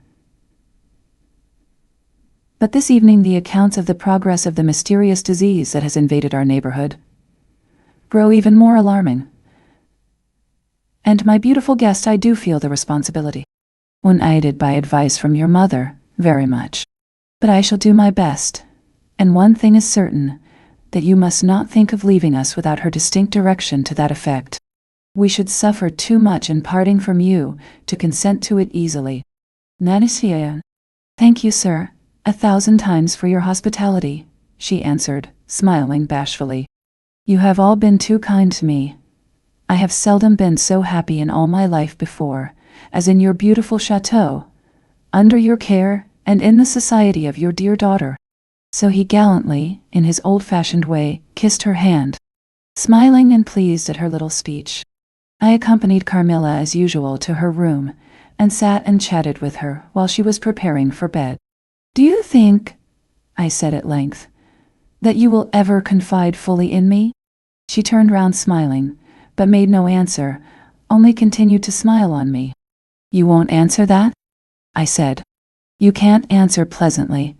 I ought not to have asked you. You were quite right to ask me that, or anything. You do not know how dear you are to me, or you could not think any confidence too great to look for. But I am under vows, no none half so awfully, and I dare not tell my story yet, even to you. The time is very near when you shall know everything. You will think me cruel, very selfish, but love is always selfish. The more ardent, the more selfish. How jealous I am you cannot know. You must come with me, loving me, to death. Or else hate me and still come with me, and hating me through death and after. There is no such word as indifference in my apathetic nature. Nein. In sin. No, Carmilla, you are going to talk your wild nonsense again, I said hastily. Not I. Silly little fool as I am, and full of whims and fancies. For your sake, I'll talk like a sage. Were you ever at a ball? Nice. No. How you do run on. What is it like? How charming it must be. Nidakana. I almost forget. It is years ago. I laughed. You are not so old. Your first ball can hardly be forgotten yet. I remember everything about it, with an effort. I see it all, as divers see what is going on above them, through a medium, dense, rippling, but transparent. There occurred that night what has confused the picture, and made its colors faint. I was all but assassinated in my bed, wounded here. She touched her breast, and never was the same since. Were you near dying? Yes, very. A cruel love. Strange love. That would have taken my life. Love will have its sacrifices. No sacrifice without blood. Let us go to sleep now. I feel so lazy. How can I get up just now and lock my door? Nah. Anne? She was lying with her tiny hands buried in her rich wavy hair. Under her cheek, her little head upon the pillow, and her glittering eyes followed me wherever I moved, with a kind of shy smile that I could not decipher. I bid her good night, and crept from the room with an uncomfortable sensation. I often wondered whether our pretty guest ever said her prayers. I certainly had never seen her upon her knees. In the morning, she never came down until long after our family prayers were over, and at night she never left the drawing room to attend our brief evening prayers in the hall. If it had not been that it had casually come out in one of our careless talks that she had been baptized, I should have doubted her being a Christian. Religion was a subject on which I had never heard her speak a word. If I had known the world better, this particular neglect or antipathy would not have so much surprised me. The precautions of nervous people are infectious, and persons of a like temperament are pretty sure, after a time, to imitate them. I had adopted Carmilla's habit of locking her bedroom door, having taken into my head all her whimsical alarms about midnight invaders and prowling assassins. I had also adopted her precaution of making a brief search through her room, to satisfy herself that no lurking assassin or robber was ensconced. These wise measures taken, I got into my bed and fell asleep. A light was burning in my room. This was an old habit of very early date, and which nothing could have tempted me to dispense with. Thus forth I might take my rest in peace. But dreams come through stone walls, light up dark rooms, or darken light ones, and their persons make their exits and their entrances as they please, and laugh at locksmiths. I had a dream that night that was the beginning of a very strange agony. I cannot call it a nightmare, for I was quite conscious of being asleep, but I was equally conscious of being in my room and lying in bed precisely as I actually was. I saw, or fancied I saw, the room and its furniture just as I had seen it last, except that it was very dark, and I saw something moving round the foot of the bed, which at first I could not accurately distinguish. But I soon saw that it was a sooty black animal that resembled a monstrous cat.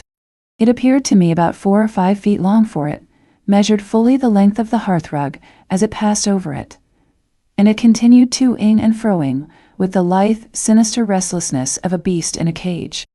I could not cry out, although, as you may suppose, I was terrified. Its pace was growing faster, and the room rapidly darker and darker, and at length so dark that I could no longer see anything of it but its eyes. I felt it spring lightly on the bed. The 2 broad eyes approached my face, and suddenly I felt a stinging pain as if 2 large needles darted, an inch or 2 apart, deep into my breast. I waked with a scream. The room was lighted by the candle that burnt there all through the night, and I saw a female figure standing at the foot of the bed, a little at the right side. It was in a dark, loose dress, and its hair was down and covered its shoulders. A block of stone could not have been more still. There was not the slightest stir of respiration. As I stared at it, the figure appeared to have changed its place, and was now nearer the door. Then close to it, the door opened, and it passed out. I was now relieved, and able to breathe and move. My first thought was that Carmilla had been playing me a trick, and that I had forgotten to secure my door. I hastened to it, and found it locked as usual on the inside. I was afraid to open it. I was horrified. I sprang into my bed and covered my head up in the bedclothes, and lay there more dead than alive till morning. Chapter 7. Descending. It would be vain my attempting to tell you the horror with which, even now, I recall the occurrence of that night. It was no such transitory terror as a dream leaves behind it. It seemed to deepen by time, and communicated itself to the room and the very furniture that had encompassed the apparition. I could not bear next day to be alone for a moment. I should have told Papa, but for 2 opposite reasons. At one time I thought he would laugh at my story, and I could not bear its being treated as a jest, and at another I thought he might fancy that I had been attacked by the mysterious complaint which had invaded our neighborhood. I had myself no misgiving of the kind, and as he had been rather an invalid for some time, I was afraid of alarming him. I was comfortable enough with my good-natured companions, Madame Perrodon and the vivacious Mademoiselle La Fontaine. They both perceived that I was out of spirits and nervous, and at length I told them what lay so heavy at my heart. Mademoiselle laughed, but I fancied that Madame Perrodon looked anxious. "By the by," said Mademoiselle, laughing, "the long lime tree walk behind Carmilla's bedroom window is haunted." "Nonsense," exclaimed Madame, who probably thought the theme rather inopportune. "And who tells that story?" "My dear, Nenetsen Asanike. Martin says that he came up twice when the old yard gate was being repaired, before sunrise, and twice saw the same female figure walking down the lime tree avenue. So he well might, as long as there are cows to milk in the river fields," said Madame. "I dare say. But Martin chooses to be frightened, and never did I see fool more frightened." "You must not say a word about it to Carmilla, because she can see down that walk from her room window," I interposed. "And she is, if possible, a greater coward than I." "Nah. Aninand. Annatori." Carmilla came down rather later than usual that day. "I was so frightened last night," she said, "so soon as we're together, and I am sure I should have seen something dreadful if it had not been for that charm I bought from the poor little hunchback whom I called such hard names. I had a dream of something black coming round my bed, and I awoke in a perfect horror, and I really thought, for some seconds, I saw a dark figure near the chimney-piece, but I felt under my pillow for my charm, and the moment my fingers touched it, the figure disappeared, and I felt quite certain, only that I had it by me, that something frightful would have made its appearance, and perhaps throttled me, as it did those poor people we heard of. "Well, listen to me," I began, and recounted my adventure, at the recital of which she appeared horrified. "And had you the charm near you?" she asked earnestly. "No, I had dropped it into a china vase in the drawing-room. But I shall certainly take it with me tonight, as you have so much faith in it. At this distance of time, I cannot tell you, or even understand, how I overcame my horror so effectually as to lie alone in my room that night. I remember distinctly that I pinned the charm to my pillow. I fell asleep almost immediately, and slept even more soundly than usual all night. Next night, I passed as well. My sleep was delightfully deep and dreamless. But I wakened with a sense of lassitude and melancholy, which, however, did not exceed a degree that was almost luxurious. "Well, I told you so," said Carmilla, when I described my quiet sleep. "I had such delightful sleep myself last night. I pinned the charm to the breast of my nightdress. It was too far away the night before. I am quite sure it was all fancy, except the dreams. I used to think that evil spirits made dreams, but our doctor told me it is no such thing. Only a fever passing by, or some other malady, as they often do, he said, knocks at the door, and not being able to get in, passes on with that alarm." "And what do you think the charm is?" said I. "It has been fumigated or immersed in some drug, and is an antidote against the malaria," she answered. "Then it acts only on the body. Certainly, you don't suppose that evil spirits are frightened by bits of ribbon, or the perfumes of a druggist's shop? No. These complaints, wandering in the air, begin by trying the nerves, and so infect the brain. But before they can seize upon you, the antidote repels them. That, I am sure, is what the charm has done for us. It is nothing magical. It is simply natural. I should have been happier if I could have quite agreed with Carmilla, but I did my best, and the impression was a little losing its force. For some nights I slept profoundly, but still every morning I felt the same lassitude, and a languor weighed upon me all day. I felt myself a changed girl. A strange melancholy was stealing over me, a melancholy that I would not have interrupted. Dim thoughts of death began to open, and an idea that I was slowly sinking took gentle, and somehow not unwelcome, possession of me. If it was sad, the tone of mind which this induced was also sweet. Whatever it might be, my soul acquiesced in it. I would not admit that I was ill. I would not consent to tell my papa, or to have the doctor sent for. Carmilla became more devoted to me than ever, and her strange paroxysms of languid adoration more frequent. She used to gloat on me with increasing ardor the more my strength and spirits waned. This always shocked me like a momentary glare of insanity. Without knowing it, I was now in a pretty advanced stage of the strangest illness under which mortal ever suffered. There was an unaccountable fascination in its earlier symptoms that more than reconciled me to the incapacitating effect of that stage of the malady. This fascination increased for a time, until it reached a certain point, when gradually a sense of the horrible mingled itself with it, deepening, as you shall hear, until it discolored and perverted the whole state of my life. The first change I experienced was rather agreeable. It was very near the turning point from which began the descent of Avernus. Certain vague and strange sensations visited me in my sleep. The prevailing one was of that pleasant, peculiar cold thrill which we feel in bathing, when we move against the current of a river. This was soon accompanied by dreams that seemed interminable, and were so vague that I could never recollect their scenery and persons, or any one connected portion of their action. But they left an awful impression, and a sense of exhaustion, as if I had passed through a long period of great mental exertion and danger.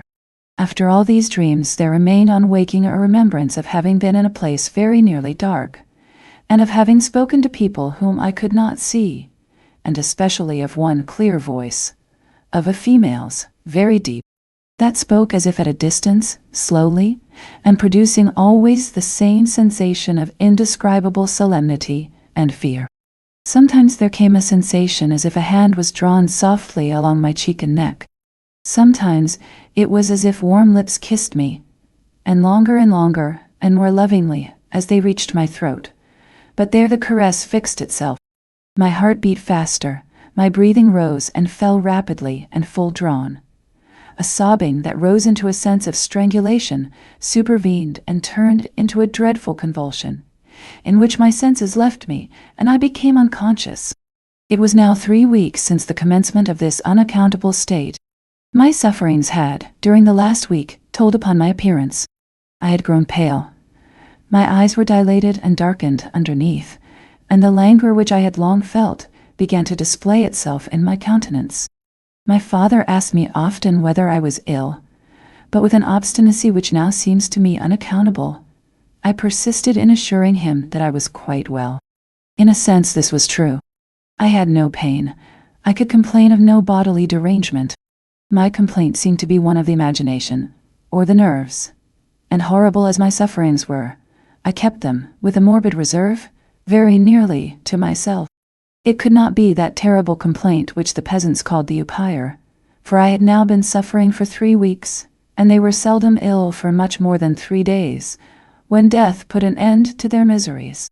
Carmilla complained of dreams and feverish sensations, but by no means of so alarming a kind as mine. I say that mine were extremely alarming. Had I been capable of comprehending my condition, I would have invoked aid and advice on my knees. The narcotic of an unsuspected influence was acting upon me, and my perceptions were benumbed. I am going to tell you now of a dream that led immediately to an odd discovery.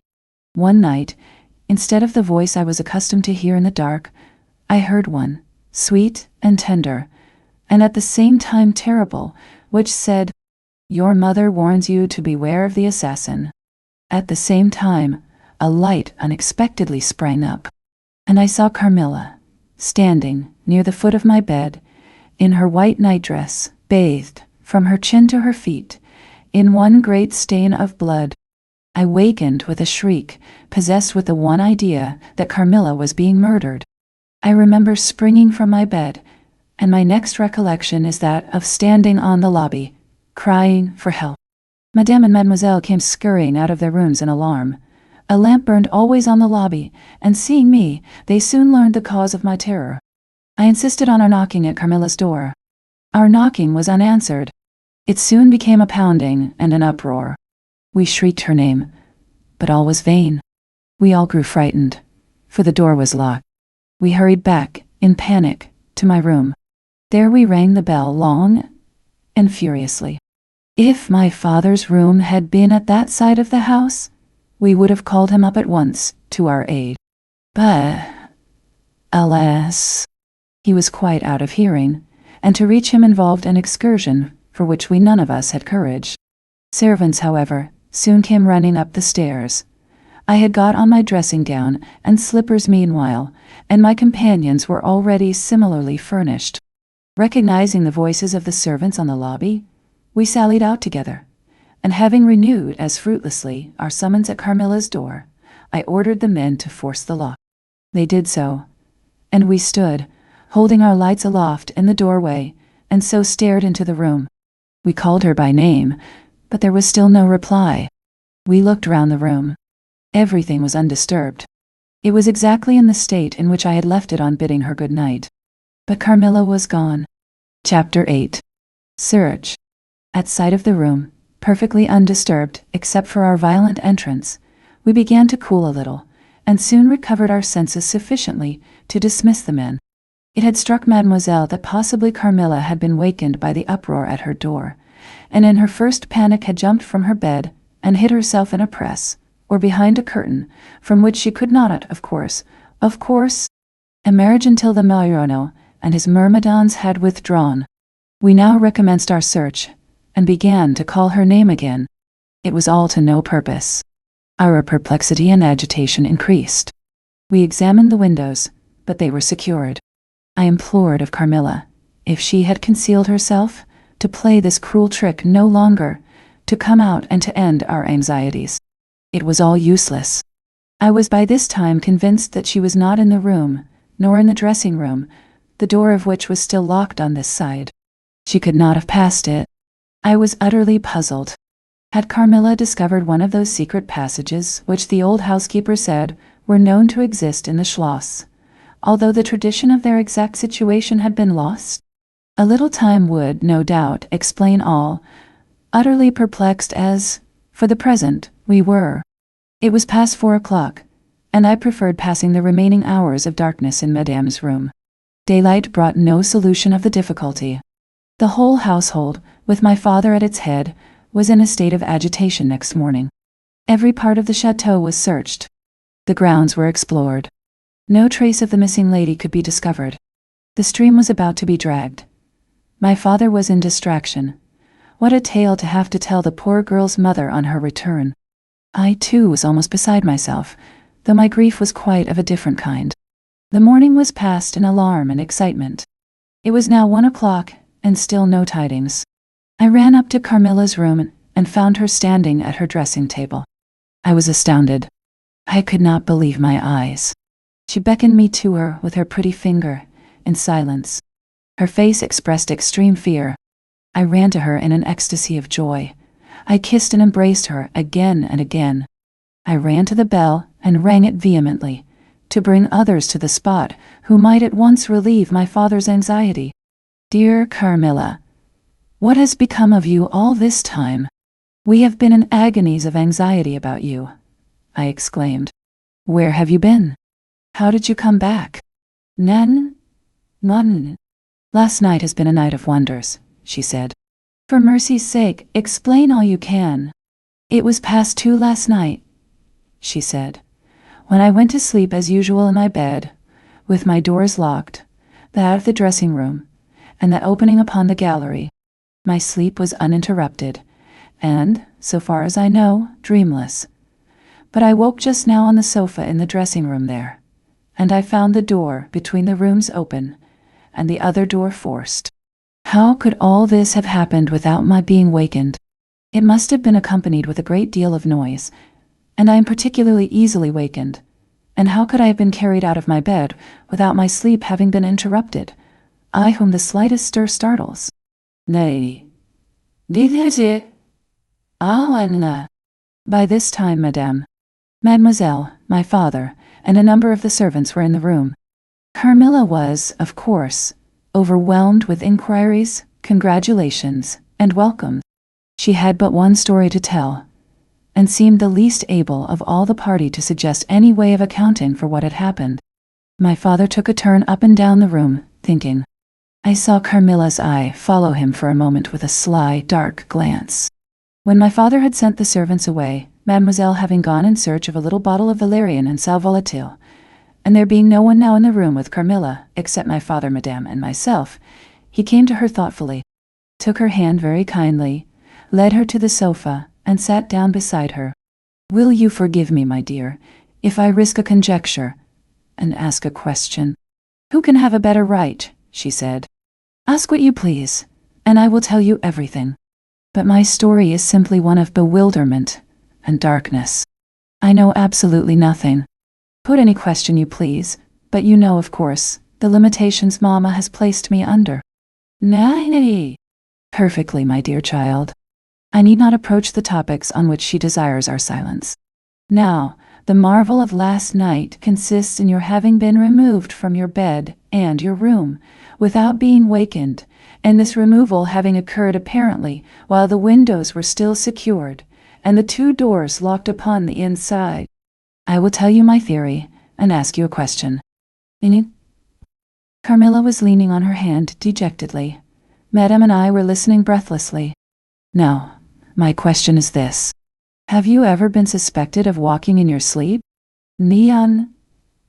I. Never, since I was very young indeed." "But you did walk in your sleep when you were young?" "Yes, I know I did. I have been told so often by my old nurse." "No." My father smiled and nodded. "Well, what has happened is this. You got up in your sleep, unlocked the door, not leaving the key, as usual, in the lock, but taking it out and locking it on the outside. You again took the key out, and carried it away with you to some one of the 25 rooms on this floor, or perhaps upstairs or downstairs. There are so many rooms and closets, so much heavy furniture, and such accumulations of lumber, that it would require a week to search this old house thoroughly. Do you see now what I mean?" "Nanian. Ha." "I do, but not all," she answered. "And how, Papa? Do you account for her finding herself on the sofa in the dressing room, which we had searched so carefully? She came there after you had searched it, still in her sleep, and at last awoke spontaneously, and was as much surprised to find herself where she was as anyone else." "I wish all mysteries were as easily and innocently explained as yours, Carmilla," he said, laughing. "And so we may congratulate ourselves on the certainty that the most natural explanation of the occurrence is one that involves no drugging, no tampering with locks, no burglars or poisoners or witches, nothing that need alarm Carmilla or anyone else, for our safety." "Nan." Carmilla was looking charmingly. Nothing could be more beautiful than her tints. Her beauty was, I think, enhanced by that graceful languor that was peculiar to her. I think my father was silently contrasting her looks with mine, for he said, "I wish my poor Laura was looking more like herself," and he sighed. So our alarms were happily ended, and Carmilla restored to her friends. Chapter 9. The Doctor. As Carmilla would not hear of an attendant sleeping in her room, my father arranged that a servant should sleep outside her door, so that she would not attempt to make another such excursion without being arrested at her own door. That night passed quietly, and next morning early, the doctor, whom my father had sent for without telling me a word about it, arrived to see me. Madame accompanied me to the library, and there the grave little doctor, with white hair and spectacles, whom I mentioned before, was waiting to receive me. I told him my story, and as I proceeded he grew graver and graver. We were standing, he and I, in the recess of one of the windows facing one another. When my statement was over, he leaned with his shoulders against the wall, and with his eyes fixed on me earnestly, with an interest in which was a dash of horror. After a minute's reflection, he asked Madame if he could see my father. He was sent for accordingly, and as he entered, smiling, he said, "I dare say, doctor, you are going to tell me that I am an old fool for having brought you here. I hope I am." But his smile faded into shadow as the doctor, with a very grave face, beckoned him to him. He and the doctor talked for some time in the same recess where I had just conferred with the physician. It seemed an earnest and argumentative conversation. The room is very large, and I and Madame stood together, burning with curiosity, at the farther end. Not a word could we hear, however, for they spoke in a very low tone, and the deep recess of the window quite concealed the doctor from view, and very nearly my father, whose foot, arm, and shoulder only could we see. And the voices were, I suppose, all the less audible for the sort of closet which the thick wall and window formed. After a time my father's face looked into the room. It was pale, thoughtful, and I fancied agitated. "Laura, dear, come here for a moment." "Madame, we shan't trouble you," the doctor says, "at present." "Not a ton. Only my insassin, Captain about a ton." Accordingly I approached, for the first time a little alarmed. For although I felt very weak, I did not feel ill. And strength, one always fancies, is a thing that may be picked up when we please. My father held out his hand to me as I drew near, but he was looking at the doctor, and he said, "It certainly is very odd. I don't understand it quite. Laura, come here, dear. Now attend to Dr. Spielsberg and recollect yourself. You mentioned a sensation like that of 2 needles piercing the skin, somewhere about your neck, on the night when you experienced your first horrible dream. Is there still any soreness?" "None at all," I answered. "Can you indicate with your finger about the point at which you think this occurred?" "Very little below my throat. Here," I answered. I wore a morning dress, which covered the place I pointed to. "No, you can satisfy yourself," said the doctor. "You won't mind your papa's lowering your dress a very little. It is necessary to detect a symptom of the complaint under which you have been suffering." "Nein? Antidesion. Nein desabadicationis." I acquiesced. It was only an inch or 2 below the edge of my collar. "God bless me!" "So it is," exclaimed my father, growing pale. "You see it now with your own eyes," said the doctor with a gloomy triumph. "What is it?" I exclaimed, beginning to be frightened. "Nothing, my dear young lady, but a small blue spot, about the size of the tip of your little finger. And now," he continued, turning to Papa, "the question is what is best to be done. Is there any danger?" he urged, in great trepidation. "I trust not, my dear," answered the doctor. "I don't see why you should not recover. I don't see why you should not begin immediately to get better. That is the point at which the sense of strangulation begins?" "Yes, 19.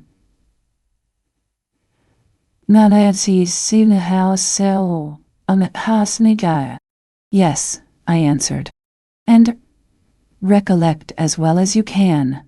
The same point was a kind of center of that thrill which you described just now, like the current of a cold stream running against you. It may have been. I think it was. You see," he added, turning to my father. "Shall I say a word to Madame?" "Certainly," said my father. He called Madame to him, and said, "I find my young friend here far from well. It won't be of any great consequence, I hope. But it will be necessary that some steps be taken, which I will explain by and by. But in the meantime, Madame, you will be so good as not to let Miss Laura be alone for one moment. That is the only direction I need give for the present. It is indispensable." "Nen? We may rely upon your kindness, Madame, I know," added my father. Madame satisfied him eagerly. "And you, dear Laura, I know you will observe the doctor's direction.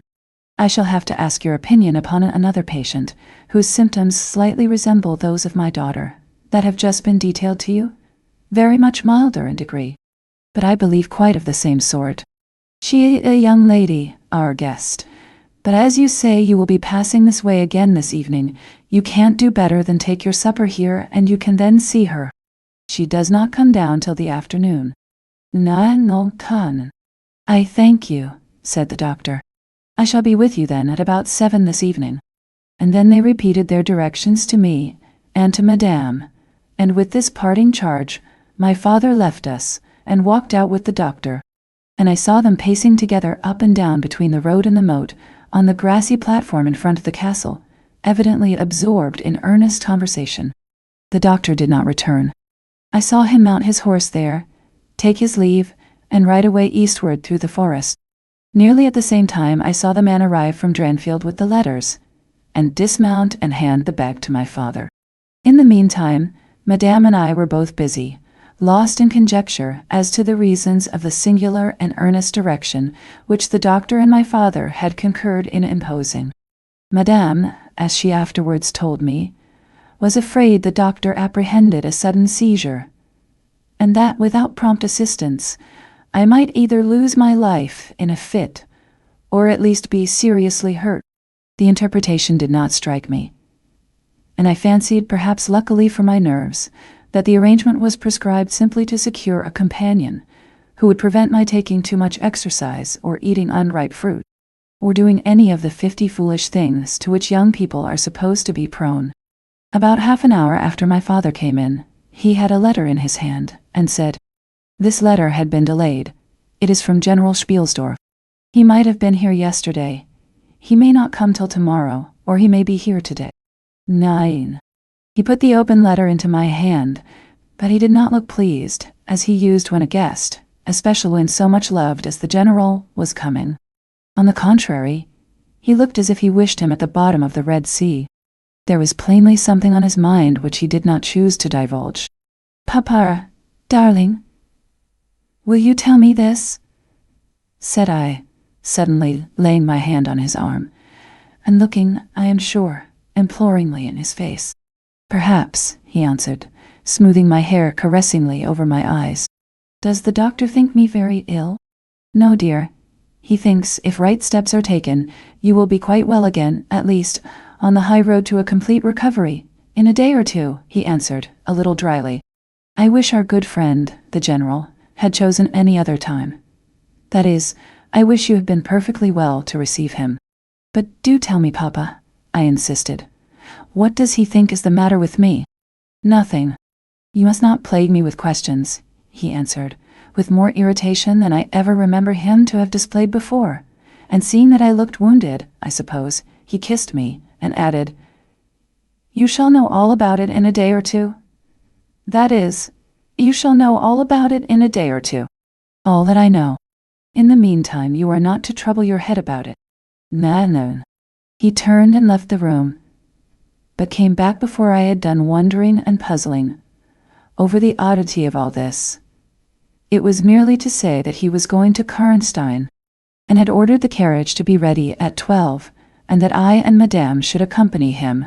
He was going to see the priest who lived near those picturesque grounds, upon business, and as Carmilla had never seen them, she could follow, when she came down, with Mademoiselle, who would bring materials for what you call a picnic, which might be laid for us in the ruined castle. At 12 o'clock, accordingly, I was ready, and not long after, my father, Madame and I set out upon our projected drive.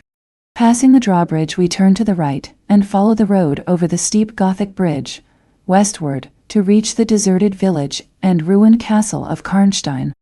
No sylvan drive can be fancied prettier. The ground breaks into gentle hills and hollows, all clothed with beautiful wood, totally destitute of the comparative formality which artificial planting and early culture and pruning impart. The irregularities of the ground often lead the road out of its course, and cause it to wind beautifully round the sides of broken hollows and the steeper sides of the hills, among varieties of ground almost inexhaustible. Turning one of these points, we suddenly encountered our old friend, the General, riding towards us, attended by a mounted servant. His portmanteaus were following in a hired wagon, such as we term a cart. The General dismounted as we pulled up and, after the usual greetings, was easily persuaded to accept the vacant seat in the carriage and send his horse on with his servant to the Schloss. Chapter 10. Bereaved. It was about 10 months since we had last seen him, but that time had sufficed to make an alteration of years in his appearance. He had grown thinner. Something of gloom and anxiety had taken the place of that cordial serenity which used to characterize his features. His dark blue eyes, always penetrating, now gleamed with a sterner light from under his shaggy gray eyebrows. It was not such a change as grief alone usually induces, and angrier passions seem to have had their share in bringing it about. We had not long resumed our drive when the general began to talk, with his usual soldierly directness, of the bereavement, as he termed it, which he had sustained in the death of his beloved niece and ward. And he then broke out, in a tone of intense bitterness and fury, inveighing against the hellish arts to which she had fallen a victim, and expressing, with more exasperation than piety, his wonder that heaven should tolerate so monstrous an indulgence of the lusts and malignity of hell. My father, who saw at once that something very extraordinary had befallen, asked him, if not too painful to him, to detail the circumstances which he thought justified the strong terms in which he expressed himself. "I should tell you all with pleasure," said the general, "but you would not believe me." "Why should I not?" he asked. "Because," he answered testily, "you believe in nothing but what consists with your own prejudices and illusions. I remember when I was like you, but I have learned better." "Dee. Try me," said my father. "I am not such a dogmatist as you suppose. Besides which, I very well know that you generally require proof for what you believe, and am therefore very strongly predisposed to respect your conclusions. Now, you are right in supposing that I have not been led lightly into a belief in the marvelous, for what I have experienced is marvelous, and I have been forced by extraordinary evidence to credit that which ran counter, diametrically, to all my theories. I have been made the dupe of a preternatural conspiracy." Nan. Notwithstanding his professions of confidence in the general's penetration, I saw my father, at this point, glance at the general with, as I thought, a marked suspicion of his sanity.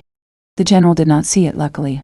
He was looking gloomily and curiously into the glades and vistas of the woods that were opening before us. "You are going to the ruins of Karnstein," he said. "Yes, it is a lucky coincidence.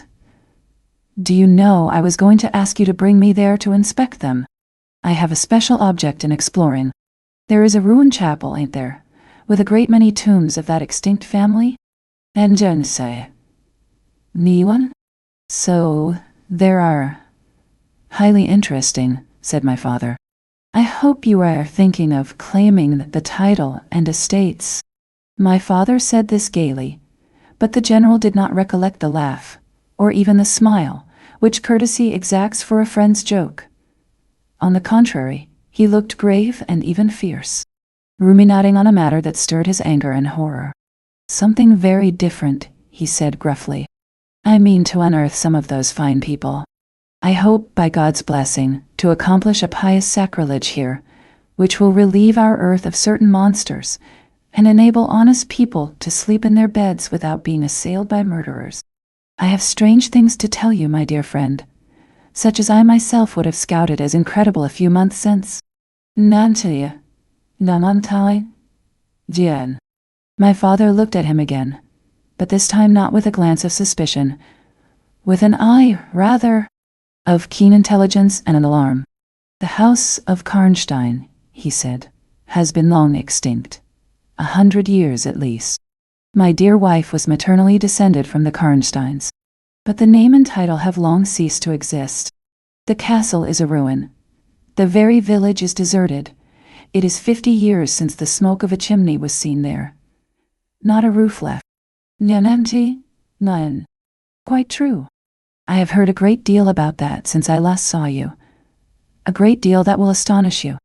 But I had better relate everything in the order in which it occurred," said the general. "You saw my dear ward, my child, I may call her.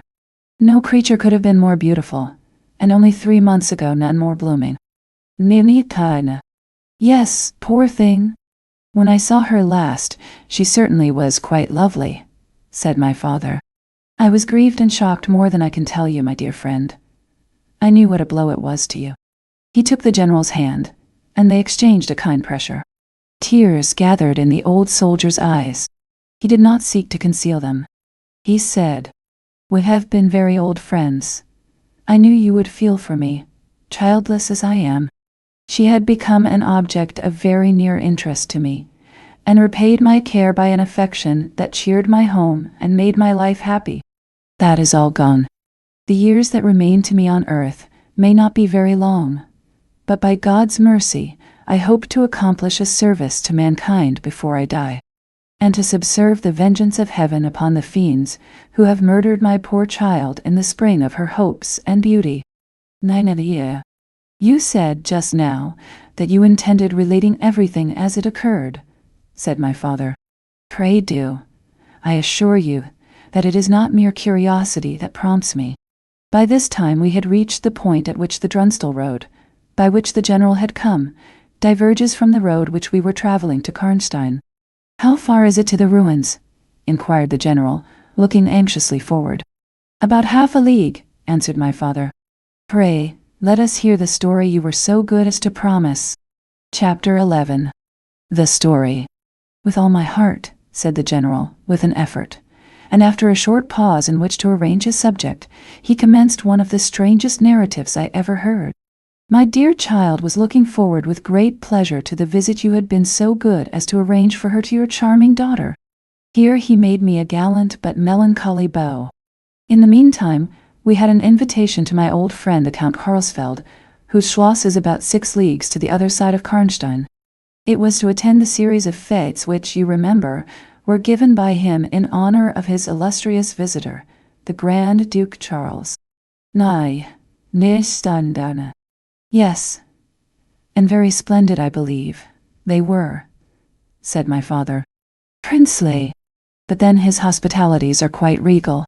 He has Aladdin's lamp.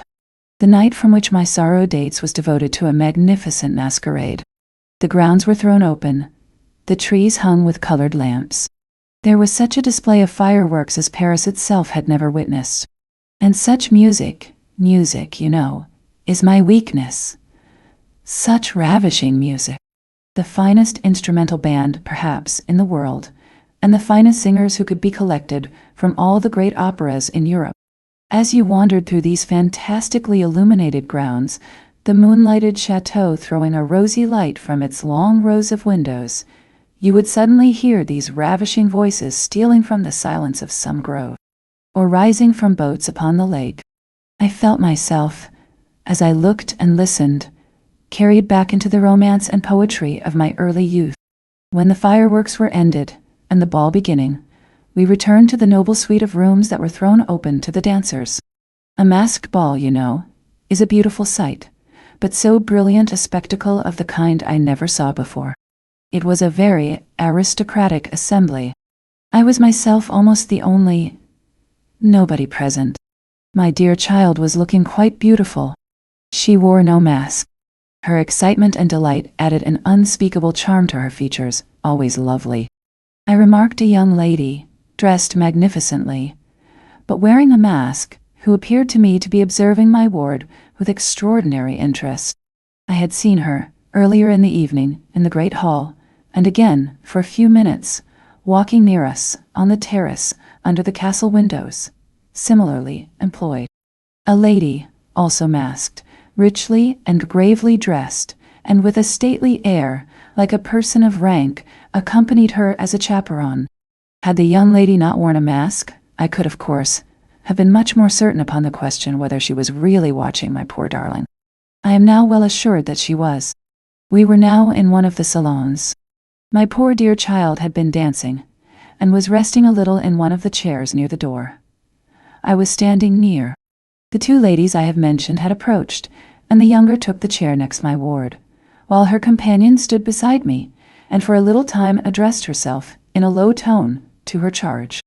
Availing herself of the privilege of her mask, she turned to me, and in the tone of an old friend, and calling me by my name, opened a conversation with me, which piqued my curiosity a good deal.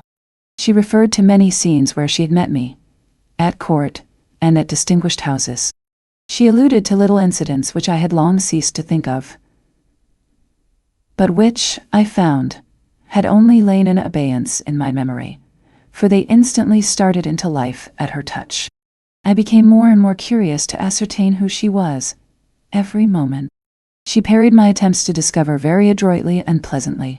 The knowledge she showed of many passages in my life seemed to me all but unaccountable, and she appeared to take a not unnatural pleasure in foiling my curiosity, and in seeing me flounder in my eager perplexity, from one conjecture to another. In the meantime, the young lady, whom her mother called by the odd name of Millarca, when she once or twice addressed her, had, with the same ease and grace, got into conversation with my ward. She introduced herself by saying that her mother was a very old acquaintance of mine. She spoke of the agreeable audacity which a mask rendered practicable. She talked like a friend. She admired her dress and insinuated very prettily her admiration of her beauty. She amused her with laughing criticisms upon the people who crowded the ballroom, and laughed at my poor child's fun. She was very witty and lively when she pleased, and after a time they had grown very good friends, and the young stranger lowered her mask, displaying a remarkably beautiful face. I had never seen it before, neither had my dear child, but though it was new to us, the features were so engaging, as well as lovely, that it was impossible not to feel the attraction powerfully. My poor girl did so. I never saw anyone more taken with another at first sight, unless indeed it was the stranger herself, who seemed quite to have lost her heart to her. In the meantime, availing myself of the license of a masquerade, I put not a few questions to the elder lady. "You have puzzled me utterly," I said, laughing. "Is that not enough? Won't you now consent to stand on equal terms, and do me the kindness to remove your mask?" "Inanity, can any request be more unreasonable?" she replied. "Ask a lady to yield an advantage. Beside, how do you know you should recognize me? Years make changes. And try. As you see," I said with a bow, and, I suppose, a rather melancholy little laugh. "As philosophers tell us," she said. "And how do you know that a sight of my face would help you?" "I should take chance for that," I answered. "It is vain trying to make yourself out an old woman. Your figure betrays you." "Years, nevertheless, have passed since I saw you, rather since you saw me, for that is what I am considering. Millarca, there, is my daughter. I cannot then be young, even in the opinion of people whom time has taught to be indulgent, and I may not like to be compared with what you remember me. You have no mask to remove. You can offer me nothing in exchange. Nan. Adiantend. Devansen. My petition is to your pity to remove it. Hamsensat. Adigo. And mine to yours to let it stay where it is," she replied. "Well, then, at least you will tell me whether you are French or German. You speak both languages so perfectly." "Adrien. Badiasan. Anden. Aisheo. I don't think I shall tell you that, General. You intend a surprise, and are meditating the particular point of attack." "And nine. At all events, you won't deny this," I said, "that being honored by your permission to converse, I ought to know how to address you. Shall I say Madame la Comtesse?" She laughed, and she would, no doubt, have met me with another evasion. If, indeed, I can treat any occurrence in an interview every circumstance of which was prearranged, as I now believe, with the profoundest cunning, as liable to be modified by accident. "As to that," she began, but she was interrupted, almost as she opened her lips, by a gentleman, dressed in black, who looked particularly elegant and distinguished, with this drawback, that his face was the most deadly pale I ever saw. Except in death, he was in no masquerade. In the plain evening dress of a gentleman, and he said, without a smile, but with a courtly and unusually low bow, "Will Madame la Comtesse permit me to say a very few words which may interest her?" The lady turned quickly to him, and touched her lip in token of silence. She then said to me, "Keep my place for me, General. I shall return when I have said a few words." And with this injunction playfully given, she walked a little aside with the gentleman in black, and talked for some minutes, apparently very earnestly. They then walked away slowly together in the crowd, and I lost them for some minutes. I spent the interval in cudgeling my brains for a conjecture as to the identity of the lady who seemed to remember me so kindly, and I was thinking of turning about and joining in the conversation between my pretty ward and the Countess' daughter, and trying whether, by the time she returned, I might not have a surprise in store for her, by having her name, title, chateau, and estates at my fingers' ends. But at this moment she returned, accompanied by the pale man in black, who said, "I shall return and inform Madame la Comtesse when her carriage is at the door." Nein.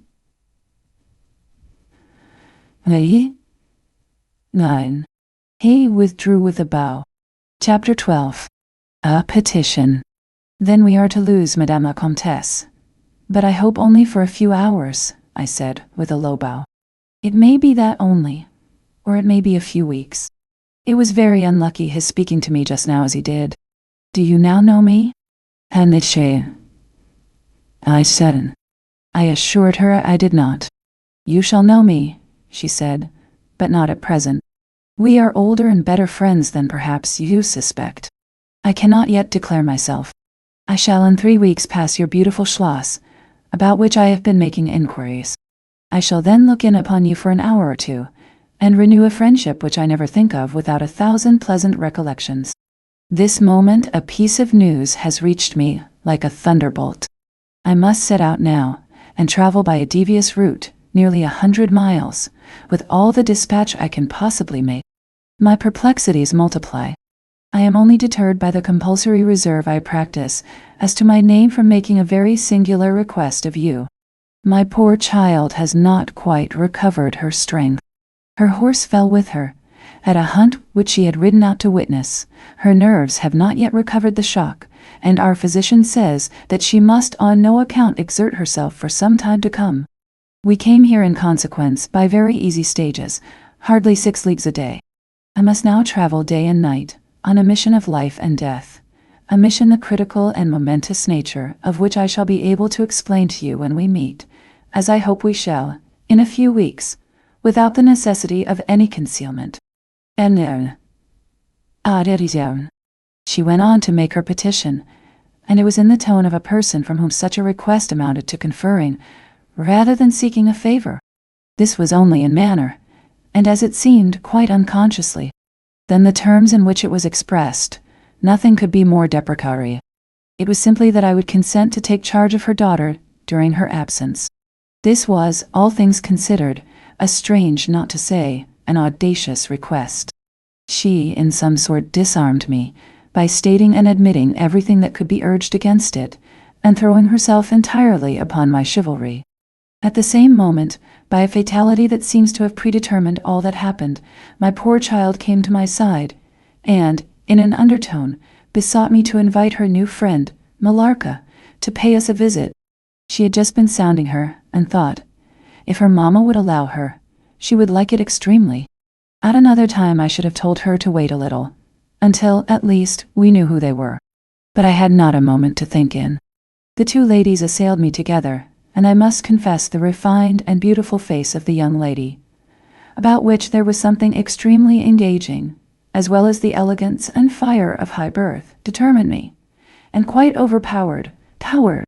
I submitted, and undertook too easily, the care of the young lady, whom her mother called Millarca. The Countess beckoned to her daughter, who listened with grave attention while she told her, in general terms, how suddenly and peremptorily she had been summoned, and also of the arrangement she had made for her under my care, adding that I was one of her earliest and most valued friends. I made, of course, such speeches as the case seemed to call for, and found myself, on reflection, in a position which I did not half like.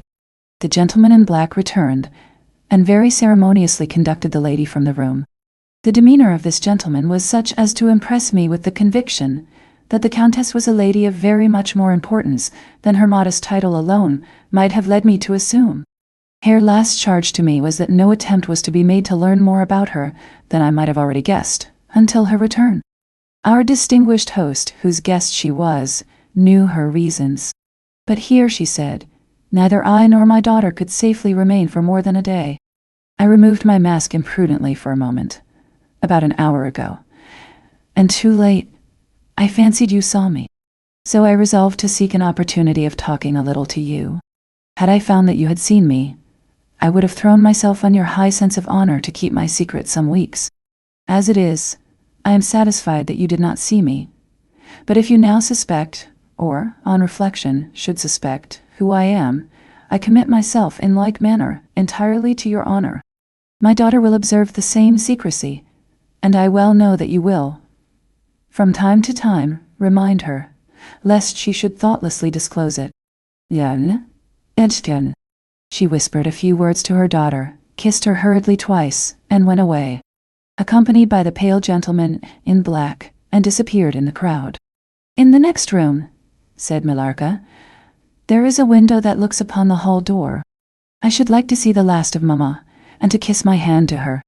Aye? We assented, of course, and accompanied her to the window. We looked out, and saw a handsome old-fashioned carriage, with a troop of couriers and footmen.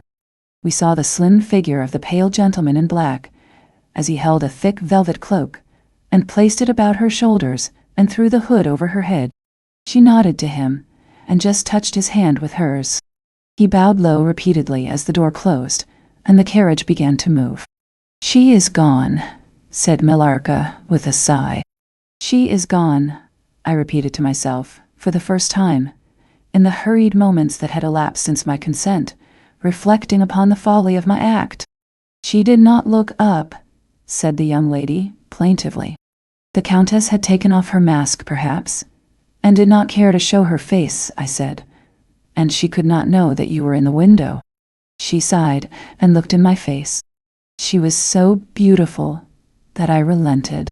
I was sorry I had for a moment repented of my hospitality, and I determined to make her amends for the unavowed churlishness of my reception. The young lady, replacing her mask, joined my ward in persuading me to return to the grounds, where the concert was soon to be renewed. We did so, and walked up and down the terrace that lies under the castle windows. Millarca became very intimate with us, and amused us with lively descriptions and stories of most of the great people whom we saw upon the terrace. I liked her more and more every minute. Her gossip, without being ill-natured, was extremely diverting to me, who had been so long out of the great world. I thought what life she would give to our sometimes lonely evenings at home. This ball was not over until the morning sun had almost reached the horizon. It pleased the Grand Duke to dance till then, so loyal people could not go away or think of bed. We had just got through a crowded saloon, when my ward asked me what had become of Millarca. Dear C. I thought she had been by her side, and she fancied she was by mine. The fact was, we had lost her. All my efforts to find her were vain. I feared that she had mistaken, in the confusion of a momentary separation from us, other people for her new friends, and had possibly pursued and lost them in the extensive grounds which were thrown open to us. No, in its full force, I recognized a new folly in my having undertaken the charge of a young lady without so much as knowing her name, and fettered as I was by promises, of the reasons for imposing which I knew nothing. I could not even point my inquiries by saying that the missing young lady was the daughter of the Countess who had taken her departure a few hours before. Morning broke. It was clear daylight before I gave up my search. It was not till near 2 o'clock next day that we heard anything of my missing charge.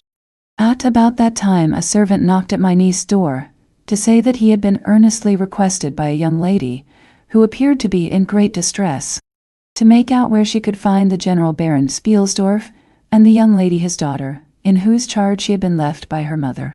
There could be no doubt, notwithstanding the slight inaccuracy, that our young friend had turned up, and so she had. Would to heaven we had lost her. She told my poor child a story to account for her having failed to recover us for so long. Very late, she said. She had got to the housekeeper's bedroom in despair of finding us, and had then fallen into a deep sleep which, long as it was, had hardly sufficed to recruit her strength after the fatigues of the ball. That day, Millarca came home with us. I was only too happy, after all, to have secured so charming a companion for my dear girl. 9. Chapter 13. The Woodman. There soon, however, appeared some drawbacks. In the first place, Millarca complained of extreme languor, the weakness that remained after her late illness, and she never emerged from her room till the afternoon was pretty far advanced. In the next place, it was accidentally discovered, although she always locked her door on the inside and never disturbed the key from its place till she admitted the maid to assist at her toilet, that she was undoubtedly sometimes absent from her room in the very early morning, and at various times later in the day, before she wished it to be understood that she was stirring. She was repeatedly seen from the windows of the Schloss, in the first faint grey of the morning, walking through the trees, in an easterly direction, and looking like a person in a trance. This convinced me that she walked in her sleep.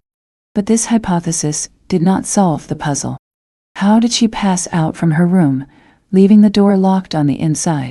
How did she escape from the house without unbarring door or window? In the midst of my perplexities, an anxiety of a far more urgent kind presented itself. My dear child began to lose her looks and health, and that in a manner so mysterious and even horrible that I became thoroughly frightened. She was at first visited by appalling dreams, then, as she fancied, by a spectre, sometimes resembling Millarca, sometimes in the shape of a beast, indistinctly seen, walking round the foot of her bed from side to side. Lastly came sensations. One, not unpleasant, but very peculiar, she said, resembled the flow of an icy stream against her breast. At a later time she felt something like a pair of large needles pierce her, a little below the throat, with a very sharp pain. A few nights after, followed a gradual and convulsive sense of strangulation. Then came unconsciousness. Nettie? Nan. I could hear distinctly every word the kind old general was saying, because by this time we were driving upon the short grass that spreads on either side of the road as you approach the roofless village, which had not shown the smoke of a chimney for more than half a century. You may guess how strangely I felt as I heard my own symptoms so exactly described in those which had been experienced by the poor girl, who, but for the catastrophe which followed, would have been at that moment a visitor at my father's chateau. You may suppose also how I felt as I heard him detail habits and mysterious peculiarities which were, in fact, those of our beautiful guest, Carmilla. A vista opened in the forest. We were on a sudden under the chimneys and gables of the ruined village, and the towers and battlements of the dismantled castle, round which gigantic trees are grouped, overhung us from a slight eminence. In a frightened dream, I got down from the carriage, and in silence,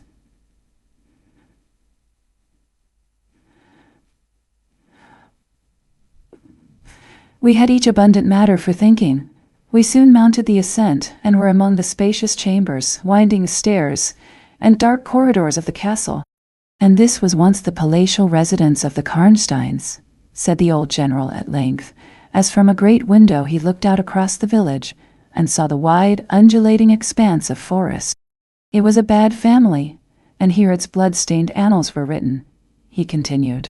It is hard that they should, after death, continue to plague the human race with their atrocious lusts. That is the chapel of the Karnsteins down there. Nyan. He pointed down to the grey walls of the Gothic building partly visible through the foliage. A little way down the steep. And I hear the axe of a woodman, he added, busy among the trees that surround it. He possibly may give us the information of which I am in search, and point out the grave of Mircalla, Countess of Karnstein. These rustics preserve the local traditions of great families, whose stories die out among the rich, entitled so soon as the families themselves become extinct. We have a portrait, at home, of Mircalla, the Countess Karnstein. Should you like to see it? Asked my father.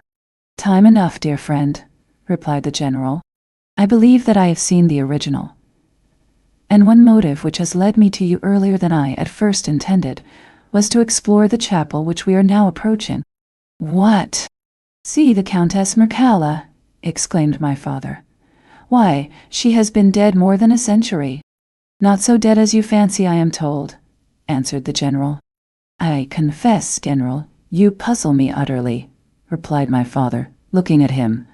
I fancied, for a moment, with a return of the suspicion I detected before. But although there was anger and detestation, at times in the old general's manner, there was nothing flighty. There remains to me, he said, as we passed under the heavy arch of the Gothic church, for its dimensions would have justified its being so styled, but one object which can interest me during the few years that remain to me on earth, and that is to wreak on her the vengeance which, I thank God, may still be accomplished by a mortal arm. Son, what vengeance can you mean? Asked my father in increasing amazement. I mean to decapitate the monster, he answered, with a fierce flush, and a stamp that echoed mournfully through the hollow ruin, and his clenched hand was at the same moment raised, as if it grasped the handle of an axe, while he shook it ferociously in the air. What? Exclaimed my father, more than ever bewildered. To strike her head off. Cut her head off. Aye, with a hatchet, with a spade, or with anything that can cleave through her murderous throat. You shall hear, he answered, trembling with rage. And hurrying forward, he said, That beam will answer for a seat. Your dear child is fatigued. Let her be seated, and I will, in a few sentences, close my dreadful story.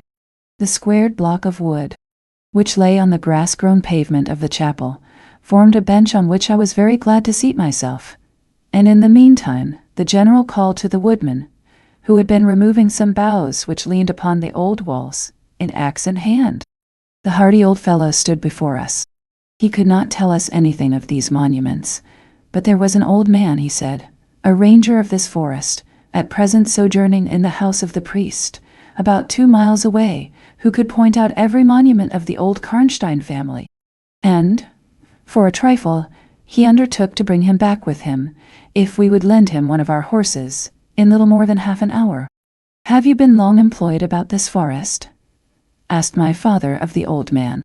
I have been a woodman here, he answered in his patois. Under the forester, all my days. So has my father before me, and so on, as many generations as I can count up. I could show you the very house in the village here, in which my ancestors lived. And if time, Nilshensein, Nerdid Shoptund, and Seo Bistadind. How came the village to be deserted? Asked the general. It was troubled by revenants, sir. Several were tracked to their graves.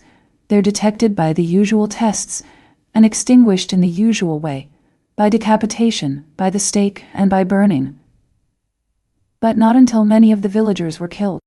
But after all these proceedings according to law, he continued, so many graves opened, and so many vampires deprived of their horrible animation.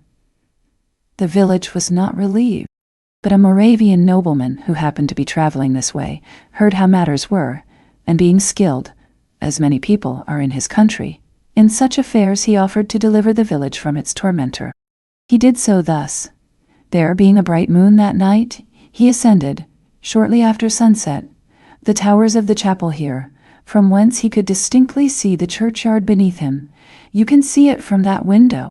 From this point, he watched until he saw the vampire come out of his grave, and place near it the linen clothes in which he had been folded, and then glide away towards the village to plague its inhabitants.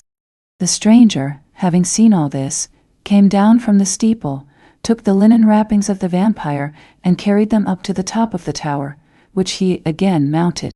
When the vampire returned from his prowlings and missed his clothes, he cried furiously to the Moravian, whom he saw at the summit of the tower, and who, in reply, beckoned him to ascend and take them.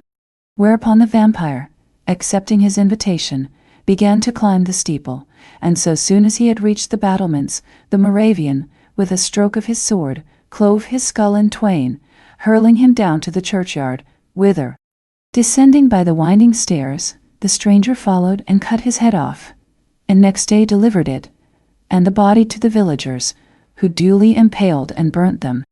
This Moravian nobleman had authority from the then head of the family to remove the tomb of Mircalla, Countess Karnstein, which he did effectually, so that in a little while its site was quite forgotten. Naam an. Can you point out where it stood?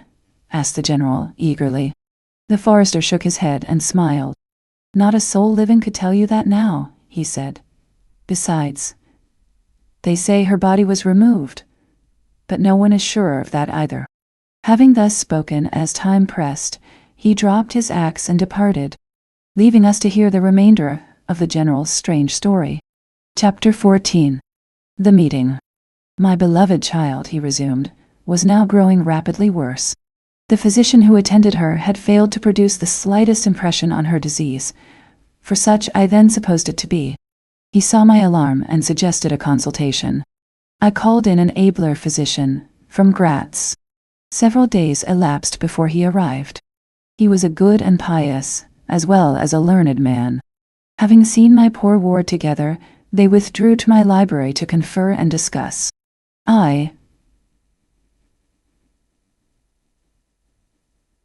From the adjoining room, where I awaited their summons, heard these two gentlemen's voices raised in something sharper than a strictly philosophical discussion.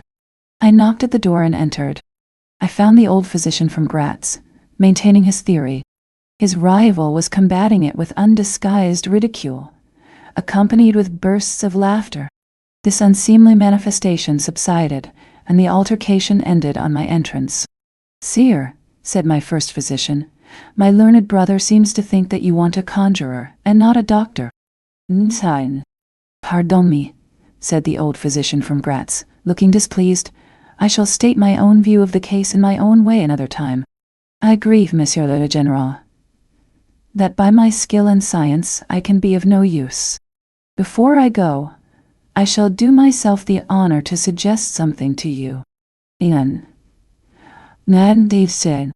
He seemed thoughtful, and sat down at a table and began to write. Profoundly disappointed, I made my bow, and as I turned to go, the other doctor pointed over his shoulder to his companion who was writing, and then, with a shrug, significantly touched his forehead. This consultation, then, left me precisely where I was. I walked out into the grounds, all but distracted. The doctor from Graz, in 10 or 15 minutes, overtook me. He apologized for having followed me, but said that he could not conscientiously take his leave without a few words more. He told me that he could not be mistaken.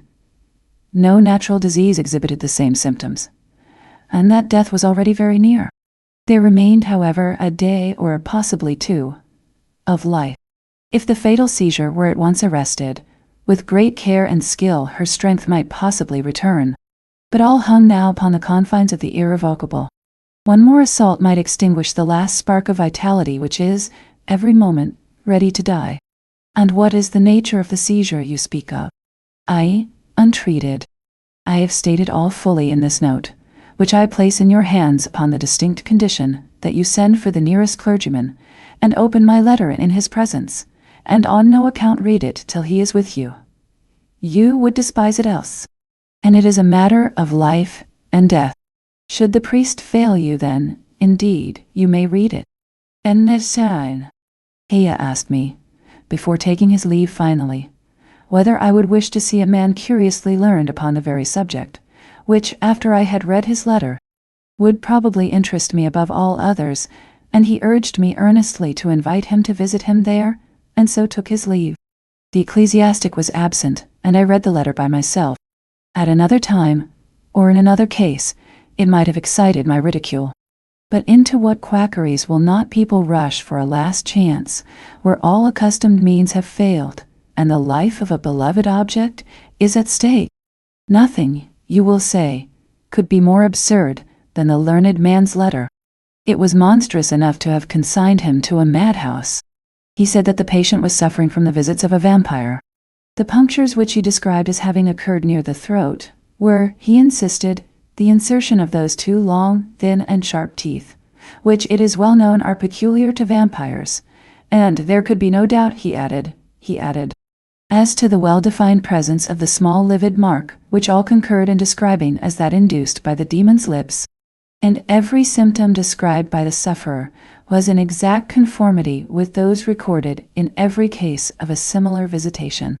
Being myself wholly skeptical as to the existence of any such portent as the vampire, the supernatural theory of the good doctor furnished, in my opinion, but another instance of learning and intelligence, oddly associated with some one hallucination.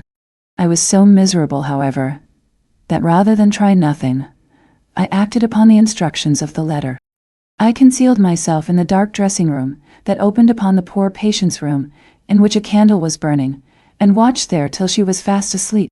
I stood at the door, peeping through the small crevice, my sword laid on the table beside me, as my directions prescribed, until, a little after 1, I saw a large black object, very ill-defined, crawl, as it seemed to me, over the foot of the bed, and swiftly spread itself up to the poor girl's throat, where it swelled in a moment into a great palpitating mass. For a few moments I had stood petrified. I now sprang forward, with my sword in my hand. The black creature suddenly contracted towards the foot of the bed, glided over it, and, standing on the floor about a yard below the foot of the bed, with a glare of skulking ferocity and horror fixed on me, I saw Millarca. Speculating I know not what, I struck at her instantly with my sword, but I saw her standing near the door, unscathed. Horrified, I pursued, and struck again. She was gone, and my sword flew to shivers against the door. I can't describe to you all that passed on that horrible night. The whole house was up and stirring. The spectre Millarca was gone, but her victim was sinking fast, and before the morning dawned, she died. The old general was agitated. We did not speak to him. My father walked to some little distance, and began reading the inscriptions on the tombstones, and thus occupied he strolled into the door of a side chapel to prosecute his researches. The general leaned against the wall, dried his eyes, and sighed heavily. I was relieved on hearing the voices of Carmilla and Madame, who were at that moment approaching. The voices died away. In this solitude, having just listened to so strange a story, connected as it was with the great and titled dead, whose monuments were mouldering among the dust and ivy round us, and every incident of which bore so awfully upon my own mysterious case, in this haunted spot, darkened by the towering foliage that rose on every side, dense and high above its noiseless walls, a horror began to steal over me, and my heart sank as I thought that my friends were, after all, not about to enter and disturb this triste and ominous scene. The old general's eyes were fixed on the ground, as he leaned with his hand upon the basement of a shattered monument. Under a narrow, arched doorway, surmounted by one of those demoniacal grotesques in which the cynical and ghastly fancy of old Gothic carving delights, I saw very gladly the beautiful face and figure of Carmilla enter the shadowy chapel. I was just about to rise and speak, and nodded smiling, in answer to her peculiarly engaging smile, when with a cry, the old man by my side caught up the woodman's hatchet and started forward. On seeing him, a brutalized change came over her features. It was an instantaneous and horrible transformation, as she made a crouching step backwards. Before I could utter a scream, he struck at her with all his force, but she dived under his blow, and unscathed, caught him in her tiny grasp by the wrist. He struggled for a moment to release his arm, but his hand opened, the axe fell to the ground, and the girl was gone. He staggered against the wall. His gray hair stood upon his head, and a moisture shone over his face, as if he were at the point of death. The frightful scene had passed in a moment. The first thing I recollect after is Madame standing before me, and impatiently repeating again and again the question, "Where is Mademoiselle Carmilla?" I answered at length, "I don't know. I can't tell. She went there." And I pointed to the door through which Madame had just entered, only a minute or two since. But I have been standing there, in the passage, ever since Mademoiselle Carmilla entered, and she did not return. She then began to call, "Carmilla," through every door and passage and from the windows, but no answer came. "She called herself Carmilla?" asked the general, still agitated. "Carmilla, yes," I answered. "Aye," he said, "that is Millarca. That is the same person who long ago was called Mircalla Countess Karnstein. Depart from this accursed ground, my poor child, as quickly as you can. Drive to the clergyman's house, and stay there till we come. Be gone!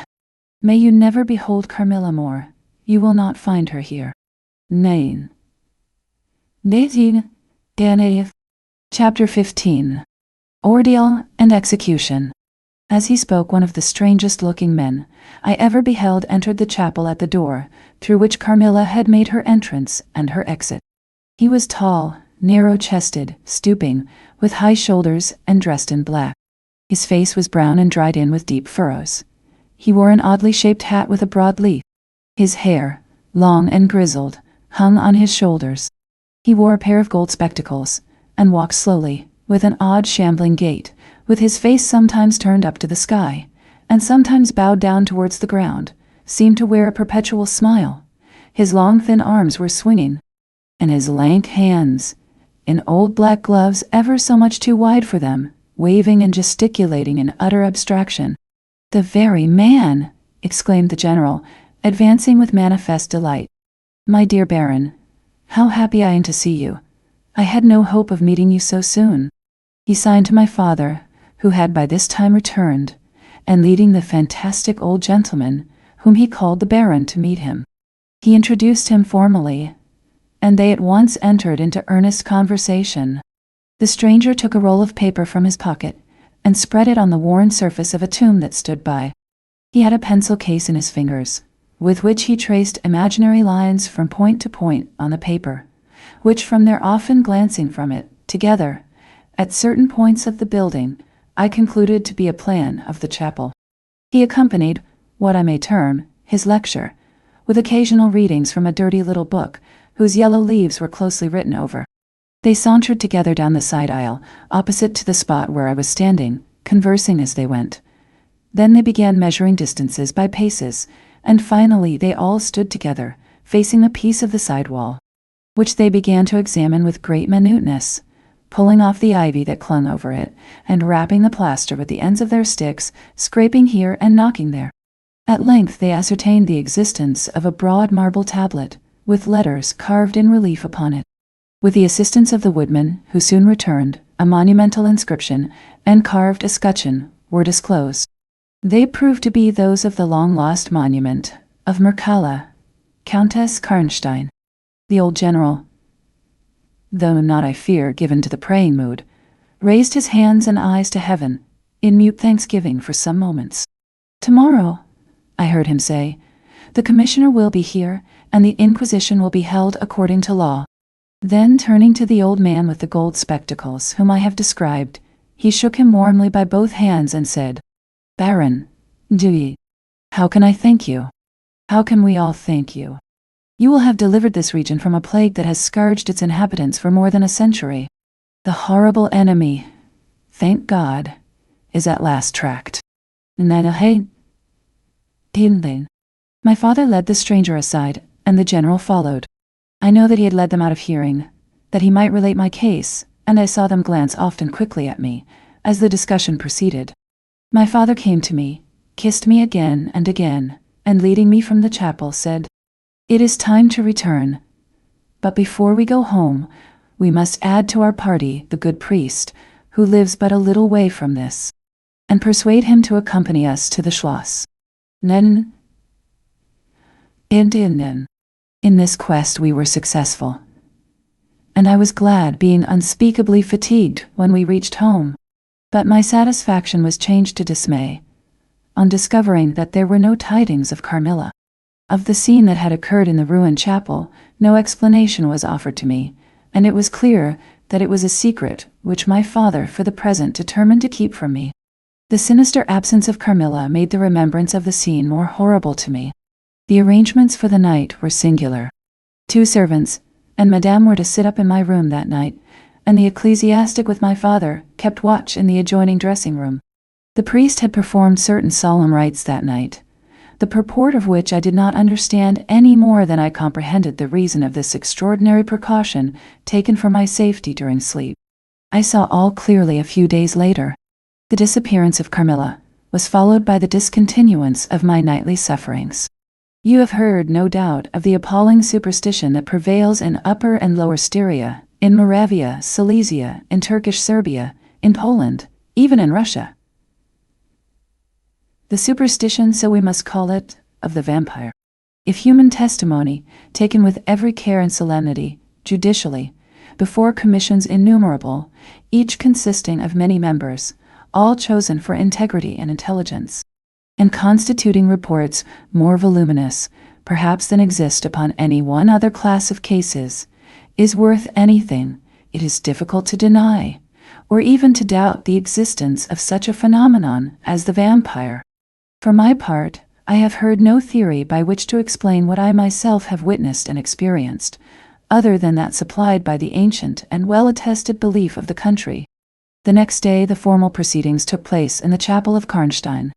The grave of the Countess Mircalla was opened, and the general and my father recognized each his perfidious and beautiful guest in the face now disclosed to view. The features, though 150 years had passed since her funeral, were tinted with the warmth of life. Her eyes were open. No cadaverous smell exhaled from the coffin.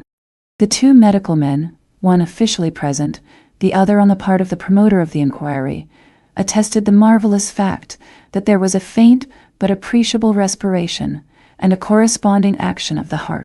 The limbs were perfectly flexible, the flesh elastic, and the leaden coffin floated with blood, in which to a depth of 7 inches the body lay immersed. Here then were all the admitted signs and proofs of vampirism. The body therefore, in accordance with the ancient practice, was raised, and a sharp stake driven through the heart of the vampire, who uttered a piercing shriek at the moment, in all respects such as might escape from a living person in the last agony. Then the head was struck off, and a torrent of blood flowed from the severed neck.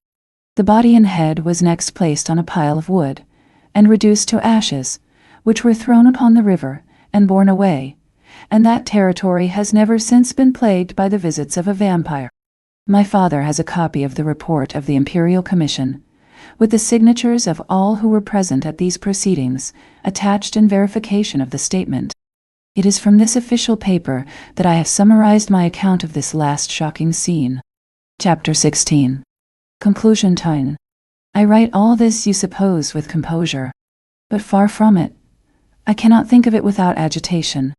Nothing but your earnest desire so repeatedly expressed could have induced me to sit down to a task that has unstrung my nerves for months to come, and reinduced a shadow of the unspeakable horror, which years after my deliverance continued to make my days and nights dreadful, and solitude insupportably terrific.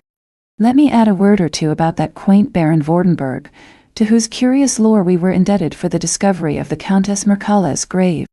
He had taken up his abode in Graz, where, living upon a mere pittance, which was all that remained to him of the once princely estates of his family, in Upper Styria, he devoted himself to the minute and laborious investigation of the marvelously authenticated tradition of vampirism.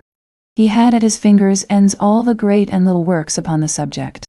Magia postuma, Phlegon de mirabilibus, Augustinus de cura pro mortuis, Philosophicae et Christianae cogitationes de vampiris, by John Christopher Herenberg, and 1,000 others, among which I remember only a few of those which he lent to my father. He had a voluminous digest of all the judicial cases, from which he had extracted a system of principles that appear to govern, some always, and others occasionally only, the condition of the vampire. I may mention, in passing, that the deadly pallor attributed to that sort of revenants is a mere melodramatic fiction. They present, in the grave, and when they show themselves in human society, the appearance of healthy life. When disclosed to light in their coffins, they exhibit all the symptoms that are enumerated, as those which proved the vampire life of the long-dead Countess Karnstein. How they escape from their graves and return to them for certain hours every day, without displacing the clay or leaving any trace of disturbance in the state of the coffin or the cerements, has always been admitted to be utterly inexplicable. The amphibious existence of the vampire is sustained by daily renewed slumber in the grave. Its horrible lust for living blood supplies the vigor of its waking existence. The vampire is prone to be fascinated with an engrossing vehemence, resembling the passion of love, by particular persons. In pursuit of these, it will exercise inexhaustible patience and stratagem, for access to a particular object may be obstructed in 100 ways. It will never desist until it has satiated its passion and drained the very life of its coveted victim. But it will, in these cases, husband and protract its murderous enjoyment with the refinement of an epicure, and heighten it by the gradual approaches of an artful courtship. In these cases, it seems to yearn for something like sympathy and consent. In ordinary ones, it goes direct to its object, overpowers with violence, and strangles and exhausts often at a single feast. The vampire is apparently subject, in certain situations, to special conditions. In the particular instance of which I have given you a relation, Mircalla seemed to be limited to a name which, if not her real one, should at least reproduce, without the omission or addition of a single letter, those, as we say, anagrammatically, which compose it. Carmilla did this. So did Millarca. My father related to the Baron Vordenberg, who remained with us for 2 or 3 weeks after the expulsion of Carmilla, the story about the Moravian nobleman and the vampire at Karnstein churchyard, and then he asked the Baron how he had discovered the exact position of the long-concealed tomb of the Countess Mircalla. The Baron's grotesque features puckered up into a mysterious smile. He looked down, still smiling, on his worn spectacle case and fumbled with it. Then, looking up, he said, "I have many journals and other papers written by that remarkable man. The most curious among them is one treating of the visit of which you speak, to Karnstein. The tradition, of course, discolors and distorts a little. He might have been termed a Moravian nobleman, for he had changed his abode to that territory, and was, beside, a noble. But he was, in truth, a native of Upper Styria. It is enough to say that in very early youth he had been a passionate and favored lover of the beautiful Mircalla, Countess Karnstein. Her early death plunged him into inconsolable grief. It is the nature of vampires to increase and multiply, but according to an ascertained and ghostly law. Assume, at starting, a territory perfectly free from that pest. How does it begin? And how does it multiply itself? I will tell you. A person more or less wicked puts an end to himself. A suicide, under certain circumstances, becomes a vampire. That specter visits living people in their slumbers. They die, and almost invariably, in the grave, develop into vampires. This happened in the case of the beautiful Mircalla, who was haunted by one of those demons. My ancestor, Vordenberg, whose title I still bear, soon discovered this, and in the course of the studies to which he devoted himself, learned a great deal more. Among other things, he concluded that suspicion of vampirism would probably fall, sooner or later, upon the dead countess, who in life had been his idol. He conceived a horror, be she what she might, of her remains being profaned by the outrage of a posthumous execution. He has left a curious paper to prove that the vampire, on its expulsion from its amphibious existence, is projected into a far more horrible life, and he resolved to save his once beloved Mircalla from this. He adopted the stratagem of a journey here, a pretended removal of her remains, and a real obliteration of her monument. When age had stolen upon him, and from the veil of years, he looked back on the scenes he was leaving, he considered, in a different spirit, what he had done, and a horror took possession of him. He made the tracings and notes which have guided me to the very spot, and drew up a confession of the deception that he had practiced. If he had intended any further action in this matter, death prevented him, and the hand of a remote descendant has, too late for many, directed the pursuit to the lair of the beast. None. We talked a little more, and among other things he said was this. One sign of the vampire is the power of the hand. The slender hand of Mircalla closed like a vice of steel on the general's wrist when he raised the hatchet to strike. But its power is not confined to its grasp. It leaves a numbness in the limb it seizes, which is slowly, if ever, recovered from. 9. The following spring my father took me a tour through Italy. We remained away for more than a year.